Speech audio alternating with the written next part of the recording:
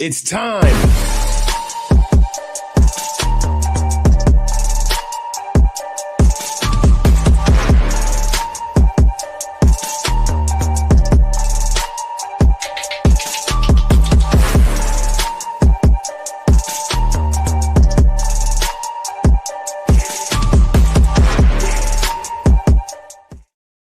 We are here.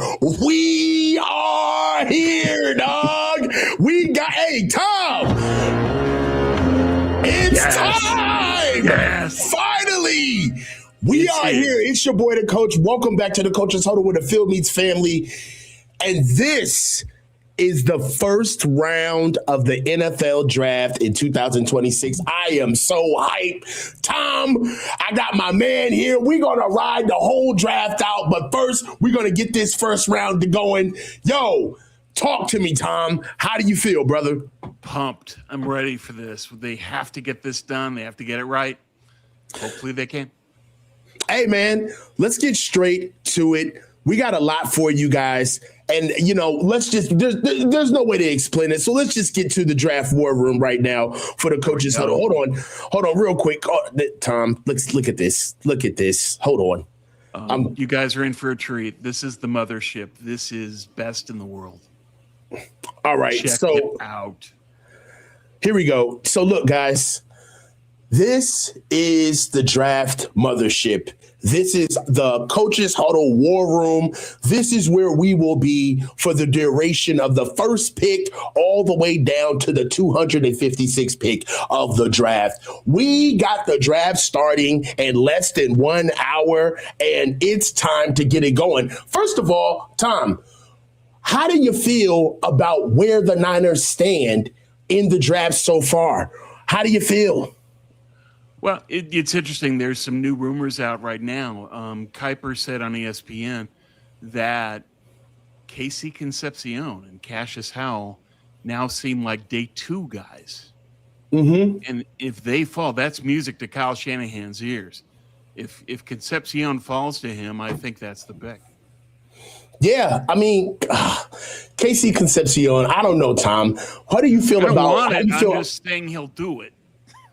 All right. Well, if you're looking at Casey Concepcion at Texas A&M, right, we got 5'11", 196 pounds, small size hands, 9.5, 9 1/4 quarter hands, 30-inch arms, wingspan. Tom, immediately when you get into what he's done with stats, you look at 2025 being his biggest year of his collegiate career, 13 games, 61 receptions, 919 yards with an average of 15.1 average per tud, 9 tuds on the year. So he has a lot of production, but some of the things that I don't like about him, man, if we're looking at definitely the strengths and the concerns, I don't like his build. All right. Compact build, which limits his catch radius and allows physical corners to reroute him at the line of scrimmage. A lot of times you see him, the best of him is when he gets in the open field, when he gets schemed open, right? When he gets open. So what do you feel about Casey Concepcion as being a guy that could actually be viable for us in the first round? I have him right here in the Coaches Huddle motherboard projected as a first and second round pick, right? I have him right there around where we pick around that 28th, 29th guy, sitting around all of the first round talent that we have right now. Would it be a value pick? Would it be what we need at 27, Tom? I don't think so, but I think Kyle would. Mm-hmm. Kyle values the top receiver trait for Kyle is separation. Concepcion is the best in the draft at that. He's quick off the line, and he's the best man beater in the draft. And so Kyle knows that he can rely on this guy to separate, and once he catches the ball, to really move. He's more of an accelerator and fast from 0 to 60 than a great 40 speed. He can get caught. But for what Kyle wants, where you're running slants and then Concepcion gets it and takes off, that's what he wants to see.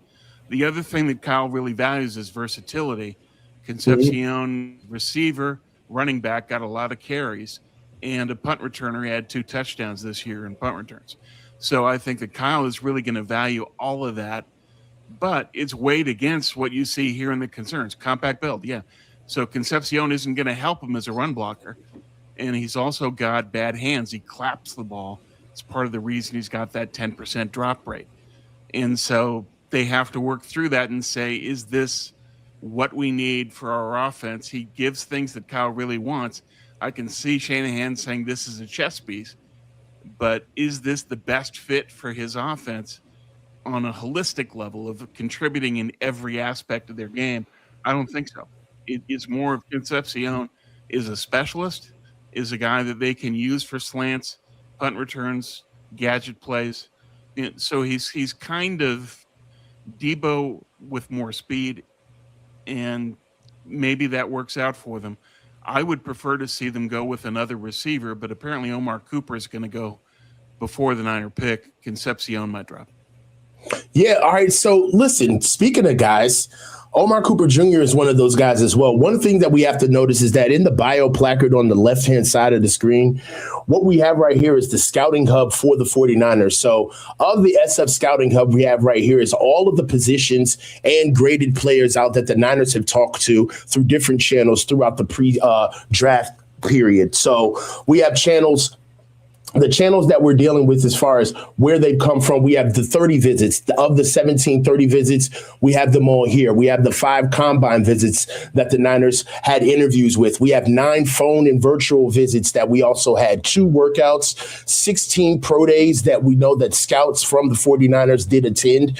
We have interest, Senior Bowl, Shrine Bowl, Hula Bowl, American Bowl, Gridiron Showcase, and as well as the FCS Showcase. So if we're going to look at the position groups right now, Tom, if you go to receivers, Omar Cooper Jr., Denzel Boston, KC Concepcion, Chris Brazzell, Jordan Hudson, Jeff Caldwell, Colby Young, Caleb Douglas, Keontez Lewis, EJ Williams Jr., and Trevon Saunders. These are the receivers that the Niners talked to, 11 of the receivers that they talked to in the in the pre-draft process. So is there anybody that we have to stay locked into KC Concepcion, right? Is there a world where we could look at a Jeff Caldwell and a KC Concepcion and say, hey, look, I understand that KC Concepcion gives you a lot in as far as the stats, right? What he actually did, right? Almost 1,000 yards in 2025. You can't really beat that. But if you look at a KC Concepcion versus, like, let's say a Jeff Caldwell, right? And we head to head, go Jeff Caldwell versus KC Concepcion. Look at the build.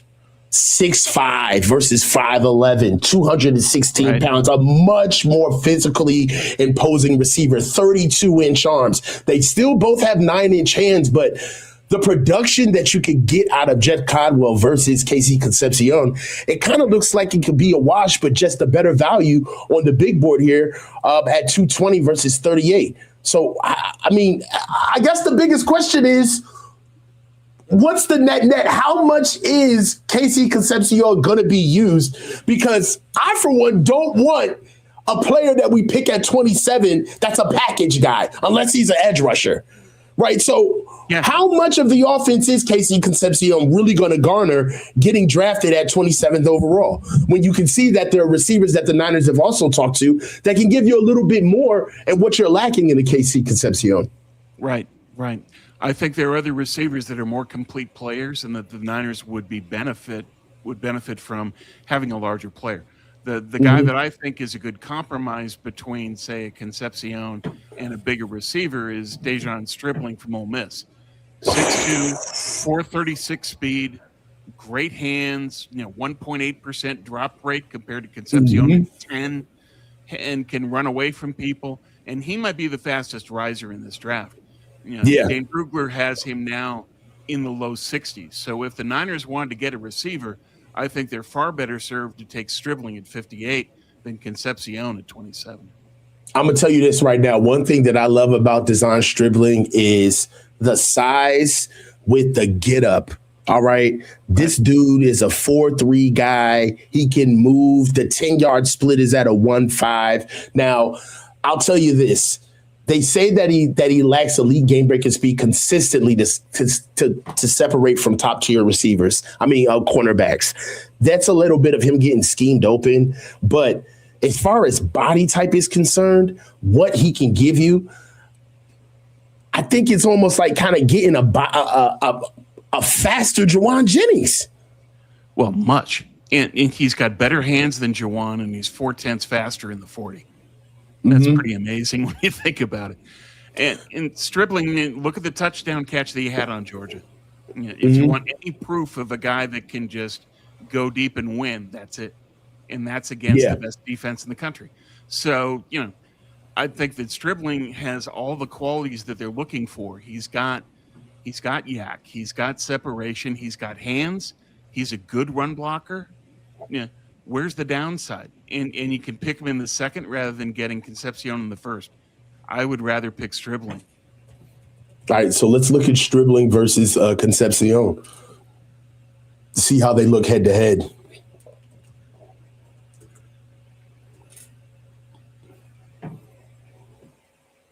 6'2" versus 5'11", 207, not that much.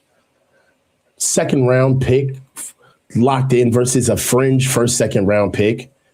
I really don't. I don't reserve to Desan Stribling just being a possession receiver. I think that he just hasn't been. I think that's what he was asked to do. I believe that he can do everything, honestly. Yeah, I've seen examples of him doing things outside of what you would normally expect in terms of how he's categorized. That, he's just a possession guy. No, he's more than that. He can go, Ole Miss guy, yes, but then Kyle loves the Ole Miss receivers, so here we are. But we also know that they're well coached, that you come out of Ole Miss, you're a receiver that's got some tools. And so I think that Stribling is a better player. I've seen him carry guys in his back. I've seen him run away from Dalen Everett. I've seen him make great catches. 1.8% drop rate is phenomenal, Hans. Unreal. So if we're looking at what the Niners have on tape, on the take as far as what they've done with receiver, how this makes my stomach hurt. How confident are you? If you had to go over under, where are you on the Niners going with the receiver at 27? Like 50-50. I think that it would be Concepcion or Malachi Lawrence. Okay, I take Malachi. Let's get over the edges. The edges that the Niners have talked to are only three. They talked to Malachi Lawrence, Akeem, Mesidor, and Romelo Height. All three of them, in my opinion, are completely different players. Yeah. And all three of them in certain boards, depending on how you look at it, are available in the different segments of the draft independently. Some people have Malachi Lawrence. You can't hide him. Malachi Lawrence is shot up through the draft boards. Originally, probably, top 50, maybe top 75 player. Now, some people have him as high as top 25. I have him as 30th on my board. You look at what he's done. The guy is a freak of nature when it just comes to the measurables. All right. This is somebody who is going to come in at a 4.52, 1.57 10-yard split, 40-inch vertical. OK. And he's young. We're looking at 6'4", 6'5" in cleats, 33-inch arms, 33-inch and 5'8" arms, 81-inch wingspan. So he's got room to grow, to put on his man body. And really, if you look at what he's done with his stats, the sack level is the best that he's had outside of 2023 when he had 7.5 sacks. He's been productive and he's proven himself. He did very well at the combine. So that's the reason that he moved up. But you also look at the tape and you see speed to power. You see a guy that can hoop. You see a guy that can really make plays from the edge. So I can understand why they're interested. The concern is 2 shoulder surgeries. The concern is a lack of upper body power, so that when he makes contact, he doesn't go through it. He's kind of absorbed. And so how is he going to handle the run? How can he handle going back in pass coverage? There's some question marks with Lawrence. But I think that the Niners, given that they brought him in, show that they're sold on what he can bring of value to the team. And they do need it. They have to have that outside pass rush. But they talked to the other 2 people for a reason. And so let's go through those guys too. Mesidor, who they talked to at the combine. The word is, according to the Vegas sports books, he's one of the biggest droppers in the draft right now. It's possible that he drops to 27. And if he does, I can see the Niners being interested because, look at the production, and they don't care about the age or the injury history. It's the Niners. You're old and you're hurt, perfect. That's where the Niners are. So with Mesidor, the key thing is his production. Over 60 pressures, 13 sacks. 12 and a half, very well developed in his technique. Got a lot of moves. And the key thing for them is he's a great interior pass rusher. So if they wanted to move him inside on passing downs, you've got Mesidor and Odigizua inside, Bosa outside. You've got it. And so I think that's what they're going to consider, that because they remember 2019 when they had a dominant interior pass rush and what it did. So I think Mesidor is a possibility if he drops to them. I've seen some mocks that have him going to the Chargers at 22, the Bears at 25. But if those guys go elsewhere, then Mesidor could fall. Yeah. So let's get into some of the strengths and weaknesses, because these are the things that concern me about Mesidor. Number one, he's old. He's 25 years old. Right. All right. He's played a lot of football. I think he's on his 6th year of college football. That's a lot of football. One thing about him as well is that because he's played a lot of football, I don't think that he necessarily has a high ceiling. He's got a high floor, but I don't see a lot of room for improvement, him growing. You look at this 6'3", 260-pound frame with the 10-inch hands. I like that. 32-inch arms. You like to see anything above at 33 or more for an edge, right? So he's at 25 years old. He's not going to get any bigger. Also, just certain things that I've noticed about him that we've seen in the negatives that we've had in concerns. He has a narrow base. All right, through contact, especially when you bring the fight to him, right? He hunts. He doesn't confront. That's a big problem with him, is that when you got him chasing, he looks really good, right, in the open field. But when you have him in an alley, when you have him where he has to hold down a gap, where he's got a 2-man at certain aspects of the game, that's where he struggles. And you just can't build mass. Building mass on players who are older is like buying land. There ain't that much more left of it. So it is what it is. You can't squid water from a rock. One thing also is that because of where he is in his career path, he's very aggressive. He's very confident. I worry about him getting to the next level and still playing with that type of confidence. Playing it with 6 years under your belt kind of gives you the king of the flies, the Lord type feel, where, there's really nobody who you're going to run into. There's nothing that you haven't seen. And I don't know if that's something that you can trust on getting a rookie that has to start all over again. And then, quite frankly, be on a team like ours where we are so tiered, right? Where rookies are rookies here, right? There's no seepage of extra credit. Yeah. His aggressive pursuit style aggressively takes him out of position against the run. We already talked about that. As he can duck inside blocks, seeking penetration, and vacate his gap of responsibility. That's one thing about his game as well. He's a little too cool for school. That's what I mean about the comfortability of being a 6-year player in college. He freelances sometimes. There's times where he feels as though that, hey, you know what? I understand that I'm supposed to keep contained over here, but I'm going to jut inside. I'm going to spike inside. And he's giving up contained that way. So I don't know, man. And lastly, the last thing that you want when you're on a used car lot is you got to check the Carfax. We got to check the Carfax, dog. The medical history raises durability concerns. Ooh. He's had foot surgeries at both West Virginia and Miami, which caused him to miss significant time, including all but 3 games in 2023. So, hey, it's there. It's there, Tom.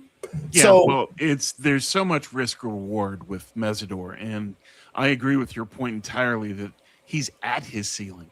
This is the best he's going to be. And he grew accustomed over those 6 years to having a physical advantage because he's older and more powerful as a result. I mean, how am I supposed to measure somebody who's 25 going against somebody that's 21? Yeah. You got to factor that in. Plus, if he's 25, you're looking at half a career. That was the objection that I had with drafting Pearsall. You drafted a 24-year-old wide receiver, and now look what's happened. All the injuries, he can't get on the field and stay there. And Mesidor has these foot injuries, plus he's old, and you're not going to have him for that long. I mean, it seems to me that it's too much instant gratification that, oh, he can help us now. Yeah. Can he help you in 3 years? Are you better off with somebody else? I think you are. But the reason I brought up Mesidor is I think that given that the Niners met with him, and given that Lynch values an interior pass rush, I do think Mesidor is in play if he falls to 27. I hope that he goes elsewhere. Yeah, Akeem Mesidor being in play, I that would be anticlimactic. To be honest with you, it would be like we waited all this time to get a guy that we all kind of not were really that excited about. That would really throw me off. Let's look at the last edge that the Niners talked to in the pre-draft process, which was Romelo Height. Well, we've had. I'm sorry. Go ahead. No, go ahead. Go. We also, they've also brought in Jayshawn Barham. Oh yes. But let's go with Romelo Height. Go ahead. Yeah, one thing that I like about Romelo Height is he's got some pet moves, man. All right, the ghost move. I respect Ghost Romelo. Move is slick. It works. All right, respect. Romelo, I respect the ghost move, baby. Okay, I respect it. But that's about it, man. If you really want to see Romelo Height tape, dude, you gotta go and look at when they played against Utah, man. And when they went up against my boy Caleb Lomu, okay, and Romelo Height, and my other boy from Utah. Who's the other tackle from Utah? Spencer Fano. Bro. It was an undressing. All right.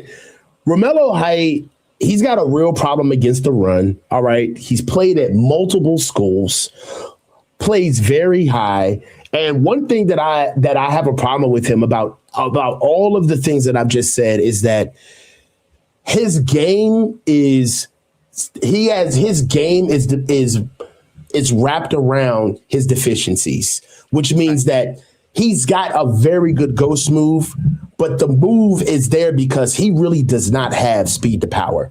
He cannot generate power from a traditional outside 9 technique, 7 technique, 5 technique, outside defensive end, putting his hands on an edge, really setting up and being able to come with even a rush plan outside of that ghost move. He struggles. And against the run, it's a really big issue. Another thing, because of his frame, all right, that being 6'2", 239 pounds, and that's being generous. All right, that's being generous. Because of his frame, he's gonna have to gain about 30 to 40 pounds for anybody to take him seriously in the run game. All right. And that's a big thing. His run defense that we talked about remains a concern. It shows up on tape consistently, getting washed down. Just go watch the tape against him in Utah. It's all there. Lacks functional length and anchor strength to hold the point against double teams. That's something that you definitely need in somebody being able to hold the edge. And then, quite frankly, we've almost really set a standard because, quiet as kept, Michael Williams was a revelation at setting the edge against the run before he got hurt. True. Right? So we can't take steps back. Talk to me about Romelo Height, bro. One trick pony with the ghost dip move. It's all he's got. Yeah. And once you've seen it, then you stop it. The other problem is that you can put him on skates and he's gone. He's washed out completely. He can be ragdolled. He's just too light. He's too light. He's too small. And I think the Niners evolved in their thinking. Height was one of their first 30 visits. And now you see over time, they bring in Malachi Lawrence. They bring in Jayshawn Barham. Now they're starting to think through the process a little bit more of, okay, can we get that speed from a Romelo Height in a player that can actually handle himself against the run and drop back into coverage? And I think they found that in Barham and potentially in Lawrence. Mm. Listen, I think that takes us to our segue of our next player, which is Barham out of Michigan. Now, I'll tell you one thing about Jayshawn Barham. One reason why I really like Jayshawn Barham is because he has a very versatile path, right? If you look at where he's been, what he's been doing as far as how he started at Maryland, coming out of Maryland and then transferring over to Michigan, Jayshawn Barham has been really somebody who I've respected a lot coming out. I don't think that we have him at edge. Do we have him at linebacker? Well, he began as an outside linebacker. He converted to edge this year at Michigan. This was his first year at edge, and he got a lot better as the season went on. So I think that that's something they need to look at.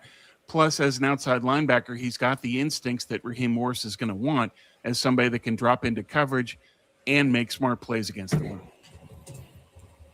Awesome.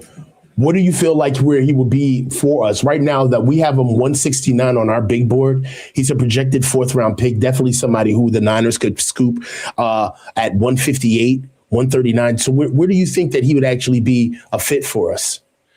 He would move up. Unfortunately, he's moved up a lot from the 30 visits. Brugler has him at 76. So if they trade out of 58, that's what I had in my mock today. If they trade out of 58, then Barham is there for them if they trade back.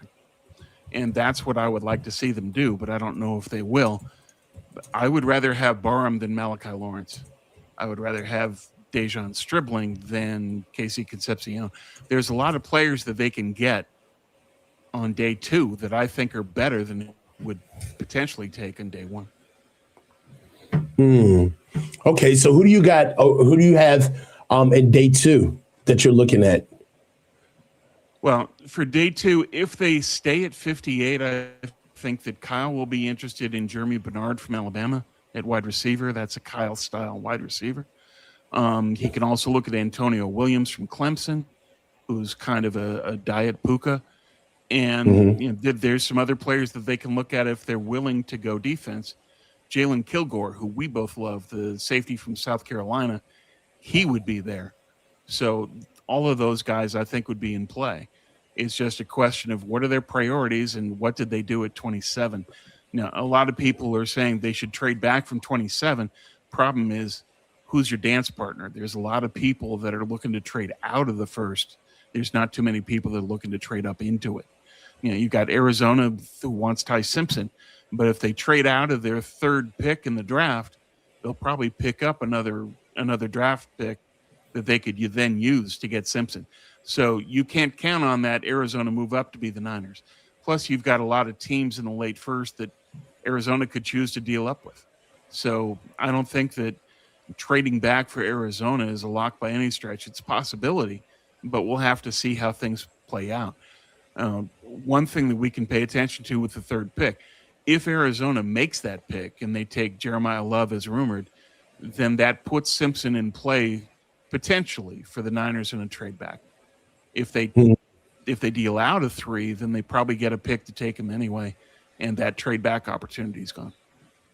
Yeah, definitely. I mean, Arizona, everybody's looking at what Arizona has right now. And yeah, it would be a little crazy for them to kind of come in and be a dance partner with us. I don't see anybody in the 2nd round really that I don't know. Maybe somebody starts looking at Ty Simpson. You know, in the 2nd round, we got Arizona at 34. Tennessee's there at 35. I don't know who would need a quarterback at. Nobody really needs a quarterback except maybe the Saints at 42. Well, the Jets right ahead of them. That's Arizona's fear. The Jets pick at 33. They're interested in Simpson. So the reason that Arizona would need to move up is they need to get ahead of the Jets. So you think the Seahawks, the Dolphins, the any Seahawks of these guys are would be trying at play? to trade out. The Seahawks are trying to trade out of 32. They've only got 4 picks. They need to trade out of 32 and get some more picks in the draft.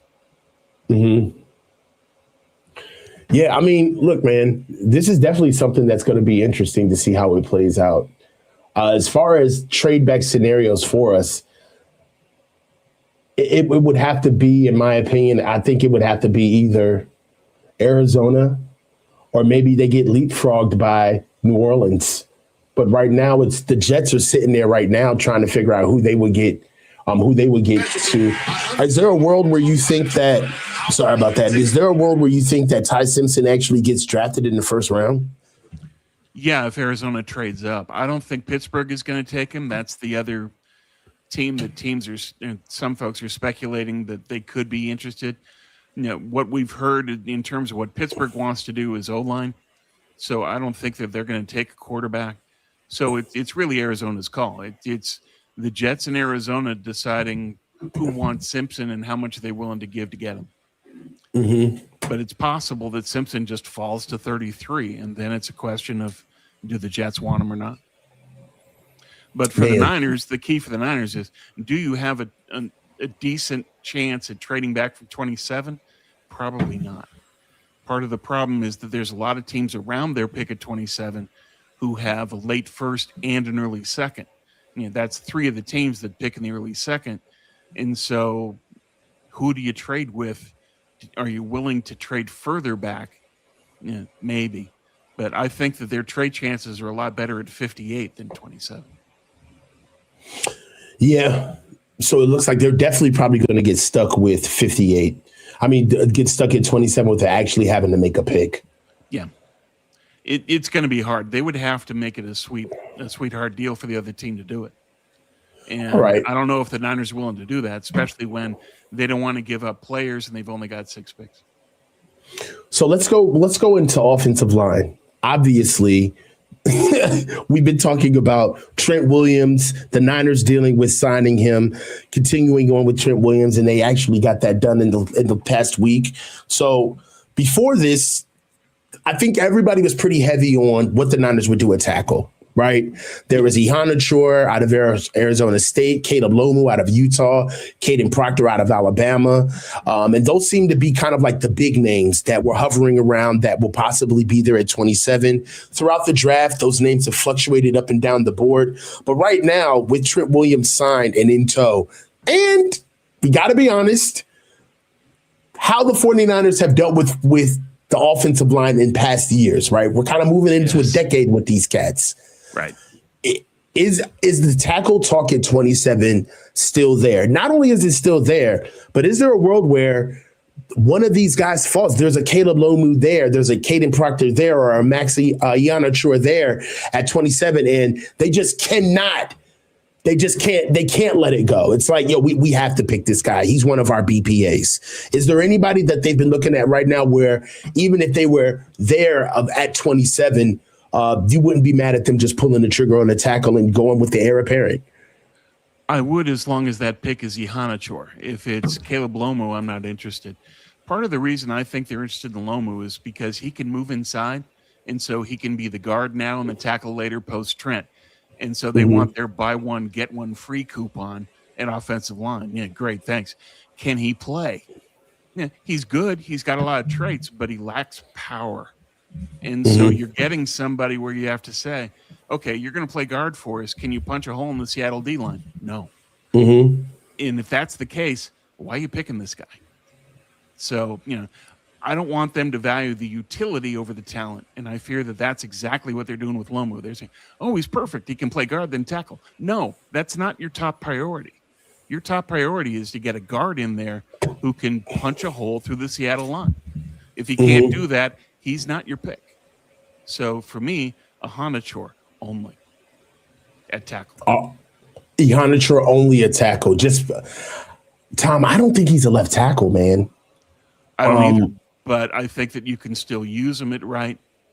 I think that he would still be available. But Ihanachor isn't my first pick, but I think that over time you can develop him. And it might be that he can go right to left. And if not, then you can move McKivitz over and roll the dice on that. So, we'll see. But there are no tackles that I'm really, oh my God, we got to take this guy. Yeah.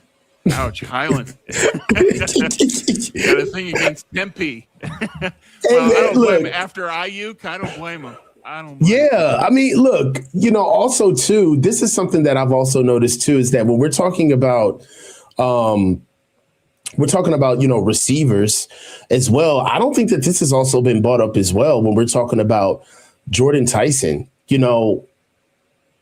Are we really ready to go back to the well at Arizona State again? And then specifically at receiver. I mean, talk about returning to the scene of the crime. My God. Oh, man. You know what I mean? What are we talking about here? Well, the Niners don't have to worry about that. Tyson had his workout on the 17th, did well, looked good. And there's now teams, Dallas wants to trade up for Tyson. And they've got picks at 12 and 20. So I don't think there's any danger of Tyson falling to the Niners. That's not going to happen now. Awesome. Yeah, I don't think Jordan Tyson's viable as well. All right, so let's get into can't miss players that they run who are you running to the podium if he's there? Omar Cooper Jr. for one. Okay. Emmanuel McNeil Warren for two. Okay. Those are the guys that I would want most. After that, I would, we'll see. But I think that those are my two favorites. If it's not one of those two, it's more about who I fear they could take. Lomu, Denzel Boston. I don't want either one of those guys. So for me, it's more of I believe in Cooper and his skill set and how it fits in the offense. And I believe that McNeil Warren is exactly what Raheem Morris wants. Fills on the run, creates forced fumbles, great in pass coverage, 37% completion rate against, picks, ball hawk, smart, coached by the same DB coach that developed Quinion Mitchell. Yes, please. So those are the two guys. Who are you talking about, Tom? Emmanuel. EMW. Sorry. Yeah. Sorry. Go ahead. So those are the two guys that I would believe in. Mm-hmm. Yeah, I mean, EMW, I'm looking at Damon's down here in the chat as well. He's down here in the studio. We all know that Caleb Downs is a pipe dream. It's not happening. Yeah. No. Right. And I think that Caleb Downs is a chess piece. I really do. I believe that whatever team he's going to go to, he's immediately going to just make them better in so many facets of the game. And it's one of those moves where it's going to, this is sacrilege, but they're possibly getting the next Eric Berry. You know what I mean? They could. Whoever picks him up. He's that smart. And the rumor is the Giants pick him, and it makes sense. Harbaugh, they love safeties. Harbaugh has his chess piece at Baltimore, and now he can do the same thing with the Giants with Caleb Downs. So I think that fits. If anybody understands the value of what a safety can do in a defense, it's Harbaugh. Yeah. One thing that I will tell you is that everything that I love about Caleb Downs, I love about EMW, Emmanuel McNeil Warren, man. His impact's dude, he's got so many things that he does to the field. I mean, you want run game defense. You want him coming down in the box, showing up in the alley. He gives you that. You want ball hawks, sideline to sideline range. He gives you that. You want top end speed. He gives you at his size, right? That 4.5, but that 1.58 split, that 10-foot broad jump. He gives you that. I mean, this is somebody who truly could be the canopy of your defense. Tom, I butcher this all the time. Talk about the spine. The spine. The spine is such a great concept. The thinking is that what you need most on defense is to control the middle of the field. And therefore you have to do it at all three levels. You need impact defensive tackles, smart linebacker, safety behind them. If you've got that, defense. Look at Seattle. Great defense, great linebacker, great safeties. Yeah, it's a pattern. I was taught this in the press box at Candlestick back in the day when I was covering the team in the 80s. And there's an advanced scout from Chicago, and he talked about this concept, said that this is something we need to work on. And then eventually, a couple years later, 85 Bears. So they knew of what they spoke there. It's just that's the great concept is if you control the middle of the field, you can control the game. Hey, look. I think this will be an awesome pick. I don't know if Niner fans would absolutely love this, You know what I mean? I don't know how many people would buck back against this pick, but Emmanuel McNeil-Warren, I mean, look, dude, 9 career forced fumbles. Come on, dog. Flips gaps against the run with physicality and decisiveness, hip fluidity. Wow. Automatically, we have a tight end eraser. We got a guy who can carry tight ends right now. So we don't have to worry about that wicked ass 13 personnel from the Rams that we know we're going to see every week that we play them, every time we play them. All right. Guy's a force contributor in the run game, very heady, smart guy. And I like his loyalty. Stayed at Toledo. He's a guy that was always being courted every year. I mean, this guy didn't just emerge in his career. He's been doing this for a couple of years now, and I think that he would be a can't miss pick at 27. I'd love the pick. Now, it begs the question. Listen, if we're gonna go with EMW, right, and we gotta look at. We got McDonald's at home. The same way with Bargain Bin, we have to look at the other guys. KC Concepcion was on the grill. Now EMW's on the grill. Jalen Kilgore versus EMW. All right. One thing that I like about Jalen Kilgore is that you're still going to get the size. You don't get the 6'3", pushing 6'4" that Emmanuel McNeil-Warren gives you, but you also get somebody who's a little bit stronger in the run game, definitely played a lot of versatile positions at South Carolina, got utilized in the same position, in the same role that we saw in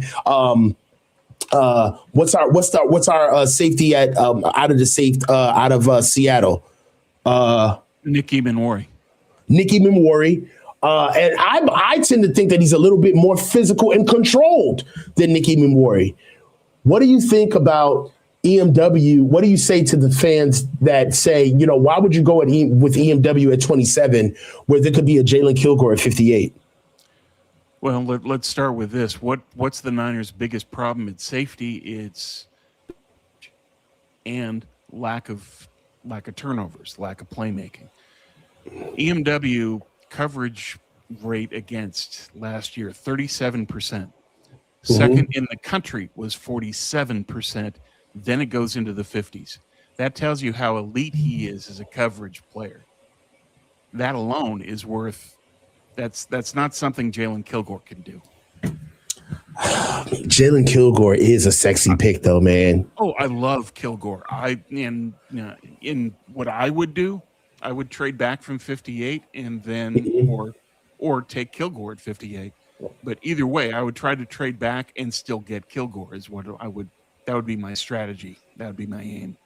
I love Kilgore. I think he could help them tremendously. I just think that EMW can help them on a higher level. Yeah, I tend to believe you. I agree with that as well. I don't even believe you. I know it's true. I was just trying to raise a debate, quite honestly. So let's get to the nitty gritty. What we know the Niners also love to do, which is go after defensive tackles, and we need them. We are kind of short if you look at where we are on the interior. If we go to Team HQ and pull up the Niners and see exactly where they stand as far as their depth chart is concerned, the depth chart that we have with them, we're really looking weird at the defensive tackle spot. We got Sebastian Valdez and Evan Anderson behind Alfred Collins. All right. Newly acquired Osia Digizua, but outside of that is just CJ West. This is what the Niners have as far as interior defensive line help moving into the draft. I know that this right here, this picture, this snapshot right here, lets me know that two things are happening. One, the Niners have to go get more interior help. They literally can't go to camp with 5 guys. Okay. At the very least, they need to bring in just camp bodies to get through a camp. And at that rate, are you really having a competition and making your interior defensive line better? We're bringing in 5 guys, 1 that you traded for, another 2 that you drafted, 1 that you traded for, and then 2 journeymen, quite honestly. I love no shade to Sebastian Valdez and Evan Anderson, but they're not necessarily guys, right? So they have to add more here. This right here also is a call out for the Niners trading back. They got to trade back. Yes. They need bodies in rotation for the defensive line. Bosa, if he has rotation, is defensive player of the year was when he had rotation help. When he has too many snaps, that's when he can get hurt, and that's when he can be less productive. So they have to add to the rotation, inside and outside. And so what do you get done? I think that they're going to have to look at defensive tackle. The problem is that their picks don't really align to where the players they like will go. So like Onyedem that they brought in on a 30 visit from A&M, great player. Brugler has him in the 60s. How do you get that guy? Are you going to use 58 on a defensive tackle after you just picked a defensive tackle twice in the last round or in last year's draft? I don't think they would be willing to do that. So they have to look at, okay, who else can we bring in? And probably they're going to have to look in the fourth round and just say, who's the best available defensive tackle that does what we want? And so that could be Grayson Halton. He's the best pass rushing defensive tackle in the draft. That can be, Citrus that they brought in. There's a number of players. Chris McClellan, who they brought in, but McClellan goes early fourth. So again, it's another one that would require a trade of some kind. I think McClellan would be a great move, but as their picks currently stand, he would fall between the cracks. Yeah. Let's get a couple of super chats out of the way. We got some people talking to us, Tom, real quick. J Troop 499, thank you. Kyle shouldn't expect to beat Seattle's front with Robert Jones, Brett Toth, and Connor Colby possible starting at left guard. They must address this day one or day two. I'm not mad at that. I mean, we'll get into that right now. The draft seems like it's about 11 minutes down. The tickers, hey, it's finally here, Tom. We finally are with the draft, bro. We got 11 minutes until the clock starts, and we'll be able to get the draft underway. Also, guys, we got something for you. What we'll be doing in the middle of talking about the draft is we'll be commencing our own mock draft to follow the draft as well. So we'll be able to get picks going and be able to show just how horrible Tom and I are at picking people for the draft. That's literally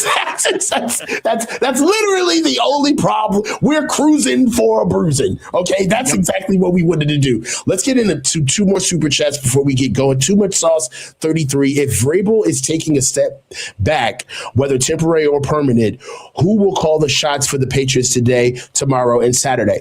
I did just see that. Tom, this just in.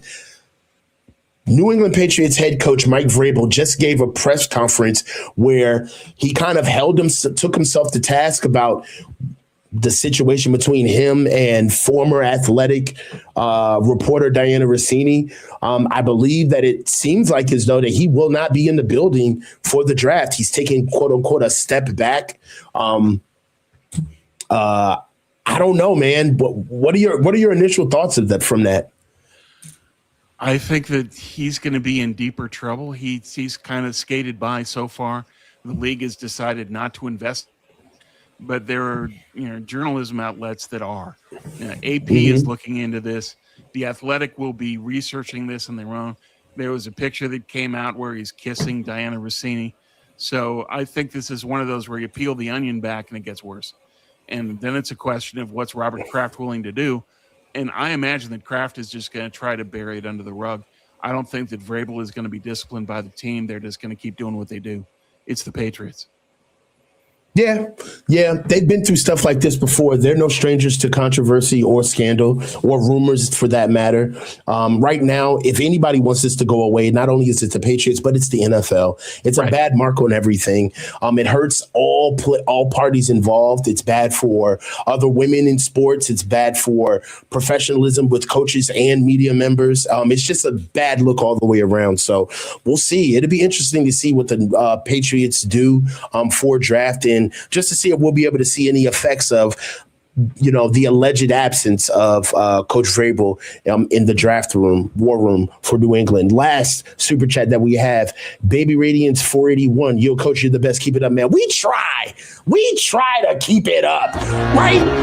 We try. We got 8 minutes left coming down into the draft. This is going to be a good one, Tom. We got a good one coming up. Hey, look, what I'm going to do right now is I'm going to throw up Chunder Boy. I'll be producing in the background just for 5 minutes, the last 5 minutes before the draft starts. You guys can get into just basically the theories at 27. I think that Chunder Boy has something that he's ready to talk about. I'll get you guys in the stream view, and as you guys click through and talk about who you think the Niners are going to talk about or get through, what I'll do is I'll try my best to tag along with you guys on the screen. So I'll go ahead and throw Chunder Boy up. And what's up, Tom? Damon, how's it going, man? Good evening, brother. How are you doing, man? Doing well. How about you? Man, it's draft night. I'm doing excellent. Let's get hyped. This is maybe my favorite time of year. I love the draft. It is excellent. So I have a theory on who the 49ers are targeting in this draft. Okay. And it's based on their track record in the offseason leading up to the draft.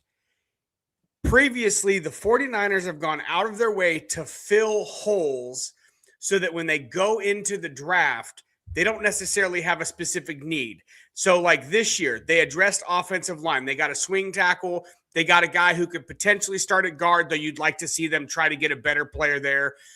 They get Dre Greenlaw to put back next to Warner, so they address linebacker. They traded for Odigizua, so they addressed defensive line in the interior.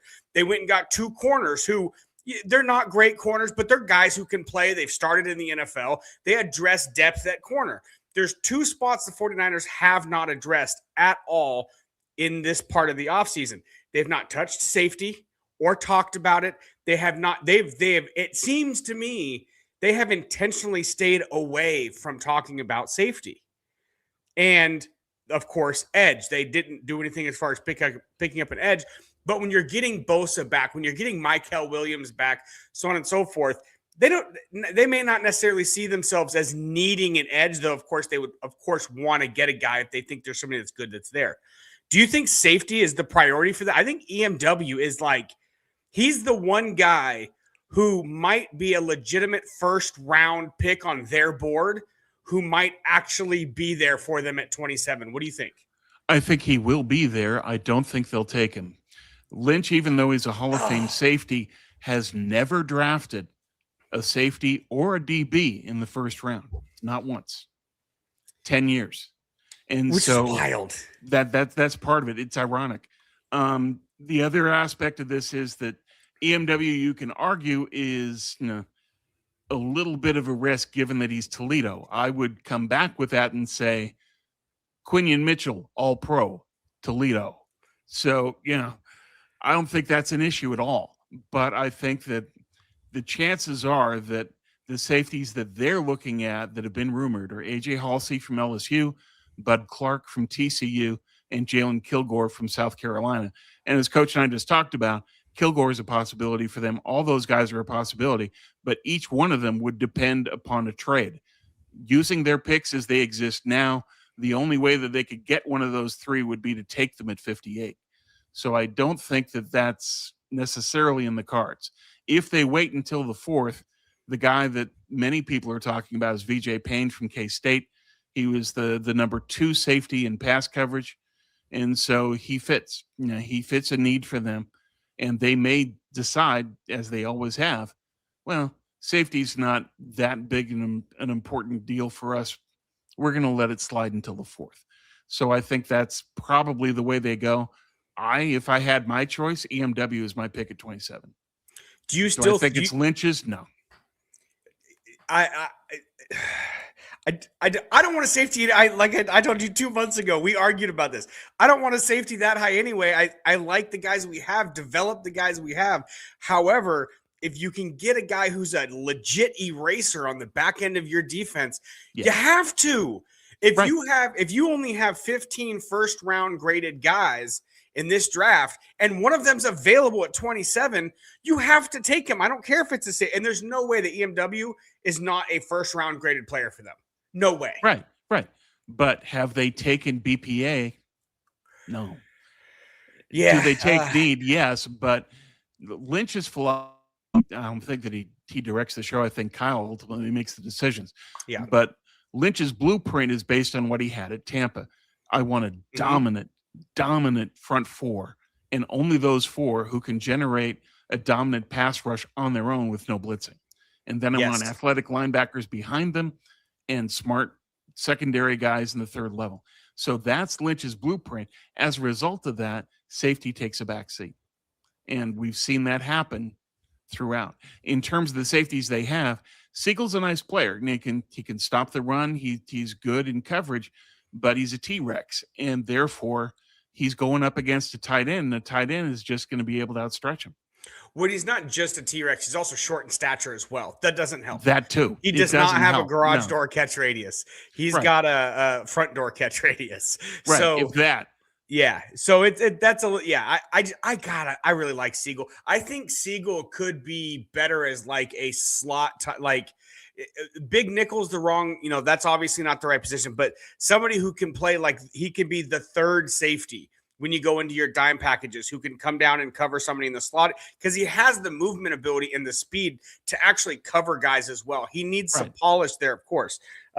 So maybe a 3 safety package if they do go safety high. There's another guy that I think could fall in the lap of the 49ers, and this is a little bit crazy, so hold on to your chair for this one. There's a guy in this draft who is being projected as a top 10 pick who I think might be available for the 49ers at 27. And that is Ruben Bain Jr. And here's why. There are 0 in the history of the NFL, 0 players drafted in the first round who play the edge who are considered pass rushers with sub 31-inch arms. Not one. What's further, though, and this is the analytics part that teams pay attention to, there has not been a single player in the history of the NFL with sub 31-inch arms to get double-digit sacks. It's never happened. So the idea that Ruben Bain Jr., because he has good tape and because he played well in college, is he has top 10 player film for sure. Yes. If you also consider that last week and the week before, you have some off-field stuff that started to kind of come up, I can see a guy like that. He's already slid out of the top 10 in my mind for sure.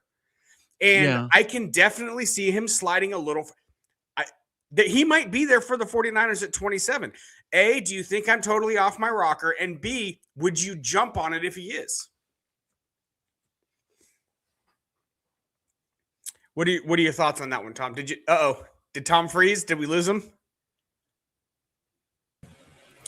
That's why we're here to step right in.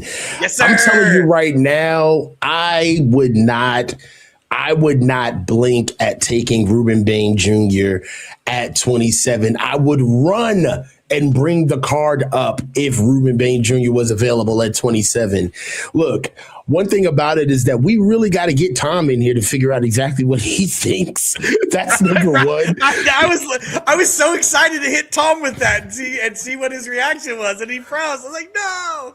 Yeah, we got to get Tom in here. We'll get out of here and we'll get him back. But one thing that I love about him is that his first step, his quickness, he's a real problem. I love his body. Listen, coming in at 6'2", 263 pounds. All right. The kid's not too old. He's got a crazy impact score, disruptive for all get out, crazy against the run. I honestly think that some of the off-field issues are things that so let's talk about it. Let's talk about it. It wouldn't be the coach's huddle if we didn't talk about it. So manslaughter, bro. Like drunk driving and somebody lost their life and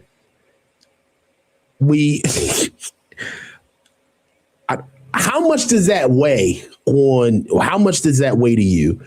Or are we all just about the blood money? Is it just like, whatever, let it roll? I don't care if he's on the watch list. Like, draft the kid if he's the best.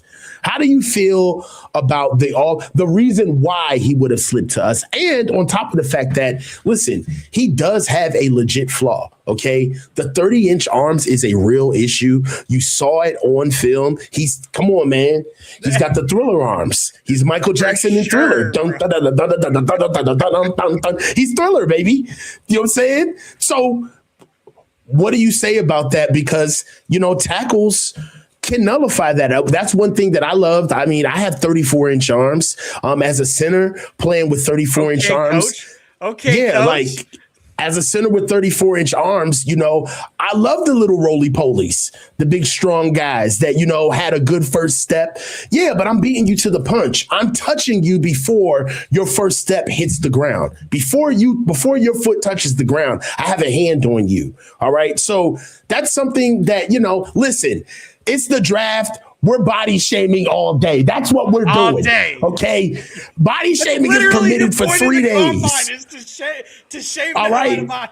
For 3 days. That's it. My biggest thing right now is just the strengths and the concerns. All right. One thing that we have to do is we got to get it going and start the clock, man. Hey, the draft has already started, man. We're past 8 and the draft has started. So I'm hyped. Let's get it going. Hey, and what I'll do is I'll take you down and let's get Tom up because I would love to hear what Tom has to say about this Ruben Bain take. Love you, brothers. Stay in the back. Chunder Boy will be popping in and out throughout the draft. And definitely, guys, one thing that you have to do is stay tuned because we have a neutral zone segment of a reaction of the first round for me and Chunder Boy after the live watch party for the draft. So Chunder Boy, thank you so much. We're gonna get Tom up here to get a hold of this Ruben Bain situation. We got to hear exactly how he feels about it. All right, holla at you, bro. Tom, Coach, sorry about talk to me, man. Nah, you're good to go. Ruben Bain, man. Ruben Bain. I think that the league tends to look the other way on character flaws, and somebody will take a chance on him. And the arms are an issue, but he has found sort of a counter in the way that he plays to use short arms, but still use technique to overcome that. But he still is short, and that is going to affect him, especially in the run game. So they have to take a risk. If somebody's basically looking at Bain and saying that maybe we just have to use him as a designated pass rusher for now, and there's a lot of teams that need his production as a sack artist. So I think that he will get picked. Miami is interested in him. Kansas City is interested in him. So maybe Dallas if he falls. So there's a couple of clubs that would probably take Bain. I don't expect him to last to 27. Hey, I'd love to do it. It'd be awesome. I just don't see it, man. No. I just don't see it. Hey, look. Right now, the draft is about to get underway. We jumped the gun and started the clock. Commissioner Roger Goodell is out here giving his traditional walkout where he's getting rained by most deserved boos. I love it's that. On, man. So we got right now, TJ Watt is up there right now. I think that's Cameron Hayward is up there with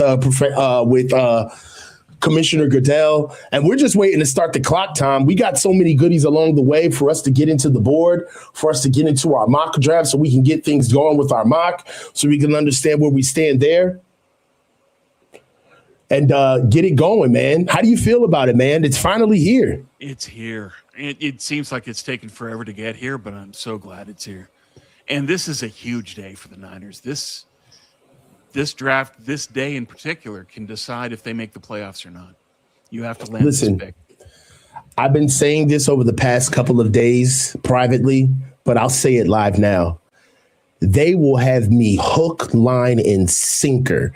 If you think that there has ever been a bigger 49er shill, if these dudes draft the right way and we come out with a good haul, they will have me falling in love with them all over again. Get out of the way, David.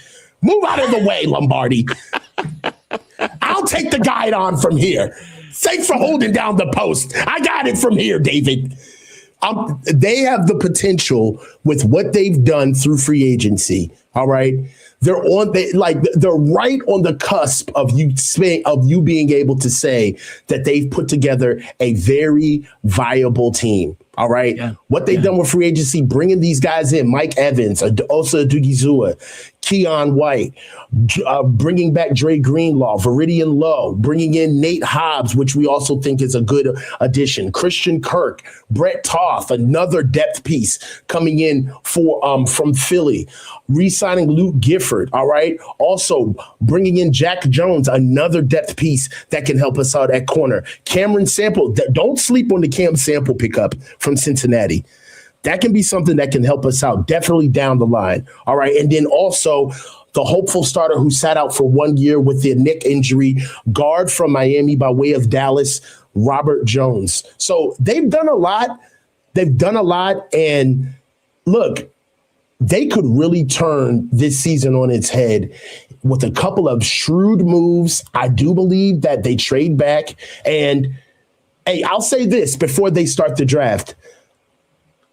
Are you okay if they trade back depending on how the board looks? Sure. I think that's the smart thing to do. I'm just worried. My prediction is they won't be able to trade back from 27. They won't have a partner. But I do think they should and can trade back from 58.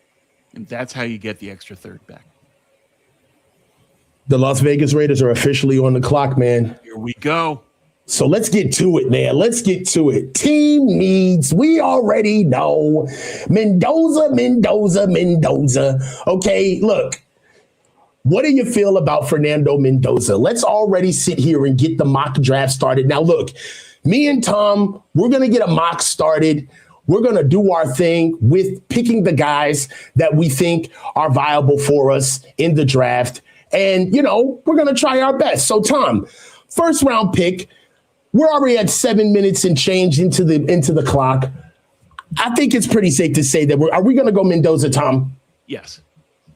All right. Let's go ahead and draft Mendoza for our pick. Now, we also, guys, we have our board, our live board. We're going to be not only be able to see who's on the clock also, but we'll be able to look at our mock, which we basically picked Fernando Mendoza, and we got a side-by-side. All right, so we're starting off hot. We better get a hit. Mendoza. We will. Is there a way that they can shock us, Tom, honestly? It's been Mendoza for months. He's already getting the playbook and talking to the coaching staff. Right. Yeah, all right. So, and then also, if we're just looking at the scouts desk, what we have, every team has a scouts desk, guys. So we'll be able to not only see their team needs, but the available players at the team needs. What we have right now is Fernando Mendoza's right there. Obviously, Ty Simpson is there at quarterback. They do need a tackle. The Raiders are bereft of everything, dude. If you just look at where they stand, dude, depth chart, pretty bad, bro. All right, they picked up Kirk Cousins everywhere. They got it's four pretty guys. bad. Yeah, I'll tell you, Fernando Mendoza. How do you think he'll fit in with Las Vegas? Let's just stop burying the lead. We know that Fernando Mendoza is probably going to get picked up Las Vegas. So look, I like Fernando Mendoza because he's poised. Okay, this is a guy that actually shows a lot of grit. He's got a plus arm. I know a lot of people are kind of down on his arm because he doesn't have necessarily a talented super arm. Nah, he doesn't have that, but there's not a throw on the field that he can't make. He throws with anticipation. I would label him as far as just prototype of the type of player that he is. I'd say that he's a Jared Goff type field general player. What do you got on Fernando Mendoza, Tom? The key thing for me with Mendoza is accuracy, that he can read the field, kind of like Brock, where he's got the process and accuracy, and he's got a pretty strong arm. He doesn't have the howitzer, but he has a good one. And he's also a team leader. Look what Indiana did. He went up against the best in the country and beat everybody. And to me, that matters. That shows your capability as a leader of a team. And he did the same thing at Cal, where they had a bad team, but they had Mendoza. And as a result, Cal was in a lot of games they shouldn't have been, but Mendoza was that good. And so I look at this and just say, this is a guy that can lead a team, and he has the skill set, and he's got pretty decent size, and he's got some athleticism too. So I would say that the intangibles aren't valued enough with Mendoza, and the physical aspects are good enough that I think that he can be a great player in the league. Yeah, man. I agree as well. I think he played with a great group of guys. As you can see, coming out of Indiana, they've got 13 prospects in this year's 2026 draft. Omar Cooper Jr., Elijah Surratt is somebody else who helped on that offense. Keon Black was also a force contributor on that offense as well. Played with a lot of guys. Somebody that we really like, which is Riley Nowakowski. That's somebody that can also be a good get for us deeper into the later rounds of the draft. Somebody that can help us out at H. But But listen, leader of men. This is one of the older teams to win a national title that we've seen coming out of the FBS. And look, I think that it's apropos. And then one thing that I like about it too is the tutelage from Kirk Cousins. Right. Yeah. I'm telling you, like the tutelage from Kirk Cousins, being able to come in, sit behind Kirk Cousins in this offense, which really you got Ashton Genty. Now, they did a great job as far as trying to help out with their offensive line. They picked up Spencer Burford. All right. They also picked up Tyler Linderbaum. They moved over what was their center and Jackson Powers Johnson over to right guard. Now, they got a little problem with DJ Glaze at right tackle and Colton Middle at left tackle, but they've got the interior down. One thing that's sneaky for the Raiders that you have to pay attention to is that Brock Bowers, he's kind of like the guy where, look, he is always going to be underrated. I think that as soon as he gets kind of like a consistent pass catcher, he's really going to be on the world stage with being up there, if not already. The pick is already in for the Raiders. We're just waiting to see exactly where they are. They're standing right now, but the pick is in and we've moved on to the second pick of the draft right now, which I love. We're moving, dude. Right now, we got the Jets that are on the clock and we're just waiting. And the pick is in. It's going to be Fernando Mendoza to the Raiders, man. So let's do it.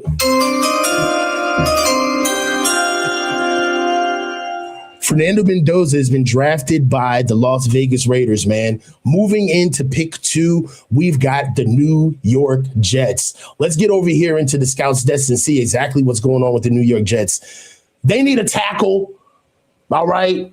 They need an edge. They need a receiver. Where do you think the Jets go on the draft? Where are they going? The rumor is that it's Bailey or Reese, and there's some tea leaves that they've dropped on both ends. That Aaron Glenn has said that he wants more of a hybrid defense. That points to Reese. But the Jets historically have tried to go with the sure thing, and that's Bailey. Mm-hmm. So if I'm reading it, I think that it's going to be Bailey because that's what the Jets tend to do. Mm-hmm. Yeah, I think that they're probably going to go edge. Yeah. I think they're going to go edge here too. If you look at what they got as far as who's available for them, I think that David Bailey is the best true edge in this draft, right? Sure. Just best put your hand in the dirt, right? Being able to take on any type size of tackles that you have with him. One thing that I really love about him is that his athletic profile, dude. We talking about 405 bench, 550 squat, 22.16 mile per hour speed at 250 pounds. I mean, dude, this guy shifts gears. He gains momentum. He is quite honestly, there are some guys on that Texas Tech defense that I think David Bailey is getting drafted. One of them is Romelo Height. Yes, because across that line, plus with Lee Hunter, that they would terrorize college offensive lines. Mm-hmm. And so Height benefited tremendously because the team has to deal with Bailey. And Hunter was a good penetrator for them as well. So Height was the beneficiary of having a collapsed pocket, and all he had to do was run to the quarterback.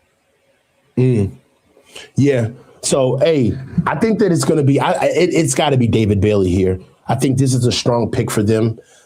As far as just where they stand as targets are concerned, David Bailey would be there as a blue chip guy. They do need a receiver. Arvell Reese is there as well. What do you think about Arvell Reese as it's compared to David Bailey? Do you think that they're both on the same tier, or do you think that there's 1A, 1B? I think that Bailey is the higher floor right now, but over time, I think Reese has the talent to be the better player long term. And so for the Jets, it's okay. If you're Aaron Glenn, you're trying to save your job, and therefore you take David Bailey because it's higher floor. But for the Jets, in terms of just the team, I think that Reese can be a chess piece and dominant. But you have to give him time. You got to be patient with him and have a role for him that he can fulfill. But once he has that, you just give him runway and let him go. I think Reese is going to be the better pro eventually, but Bailey is the better pro now. Yeah. The Jets needed 3-14, fourth in their division. You look at where they stood right now. Miami wasn't much better, 7-10 before them. Buffalo is 12-5. New England, who already went to the Super Bowl, which we know at 14-3. The Jets are just struggling, man. As far as free agency is concerned, they did a lot. Re-signed Breece Hall, brought in Geno Smith, brought in Joe Tippmann, a guard. Also, Minka Fitzpatrick is a good get for them. Joseph Asai, and also Demario Davis. They brought in Kingsley Ekebor, Mozzie Smith, Dane Belton, Nashawn Wright, Andre Sisco, Keaton Nuwawu, and Max Mitch Melton. I mean, dude, they went crazy in free agency. I can't even get through the entire list. But they also lost a lot of people, too. I'd say that this is a team that's in flux. They got a lot of moving parts. Defensively, where would you say that they definitely could use some help, or would it be with the receivers? Where do you think that do they believe in a Donnie Mitchell? Maybe. I think that they're going to want a receiver, and they've got 2 picks. You know, the current talk is that they're going to take Omar Cooper at 16, and so we'll see if that happens. But yeah, they have to add another receiver. They kept Breece Hall. I think that's a good move for them. They've got a good line for the most part. You know, there's some holes, but there's some good players there too. I just think the defense is just so bad that they've got to deal with that defense. And it begins with trying to create some kind of pass rush to help everybody. It's rising tide lifts all boats situation for New York. So I think they have to go edge here and expect them to go receiver at 16. Yeah, I think a guy like David Bailey is just a can't-miss player. Also, we're forgetting the fact about them losing Quinnen Williams to Dallas mid-season. That was a big loss for that defensive line as well. Yeah. So I think David Bailey is just the best guy right here. Yeah, we have him on our board at 9.5. I mean, right now, this is pretty much as high as it gets as far as an elite player is concerned on the board. So David Bailey would be crazy. What if they just pulled out like a Dylan Thieneman? Oh man, Aaron Glenn would not live the night. Yeah, not doing that. Second overall pick. Here we go. The second pick in the 2026 NFL draft, the New York Jets select. Hey man, David Bailey drafted. Hey. Oh, Tom, you know what we didn't do? We didn't mock our pick. Yeah, well, we both agreed it was Bailey. Well, you know what? We already said it was going to be David Bailey. You know what? And we're taking the mulligan. And guess what? We run the show here in the Coaches Huddle Draft War Room. So that's 2 hits for me and Tom. We're looking pretty good. 2 hits for me and Tom. Now we're into the third pick. Now this is where it truly can get crazy. Okay? Yeah. This is where it can truly get crazy. There's a possibility that the Cardinals could trade out of this pick. Right. We also know, if we're looking at the scouts desk and what they need an edge badly. All right. They also need a quarterback, but we know that's pipe dream talking with Ty Simpson not being anywhere near. Right. So Arvell Reese is right there. I think that there might be a run on edges. Arvell Reese is right there. After Arvell Reese, if you look at what's there, Reuben Bain Jr., which we already talked about, has character issues, may be sliding down, may completely, we don't know. He may have been taken completely off of other people, of the other team's boards, right? Maybe. Right. With that makes a Keldrick Falk, a TJ Parker, and an Arvell Reese high premium assets at this pick right now, as far as edge is concerned. What do you think the Cardinals do right here?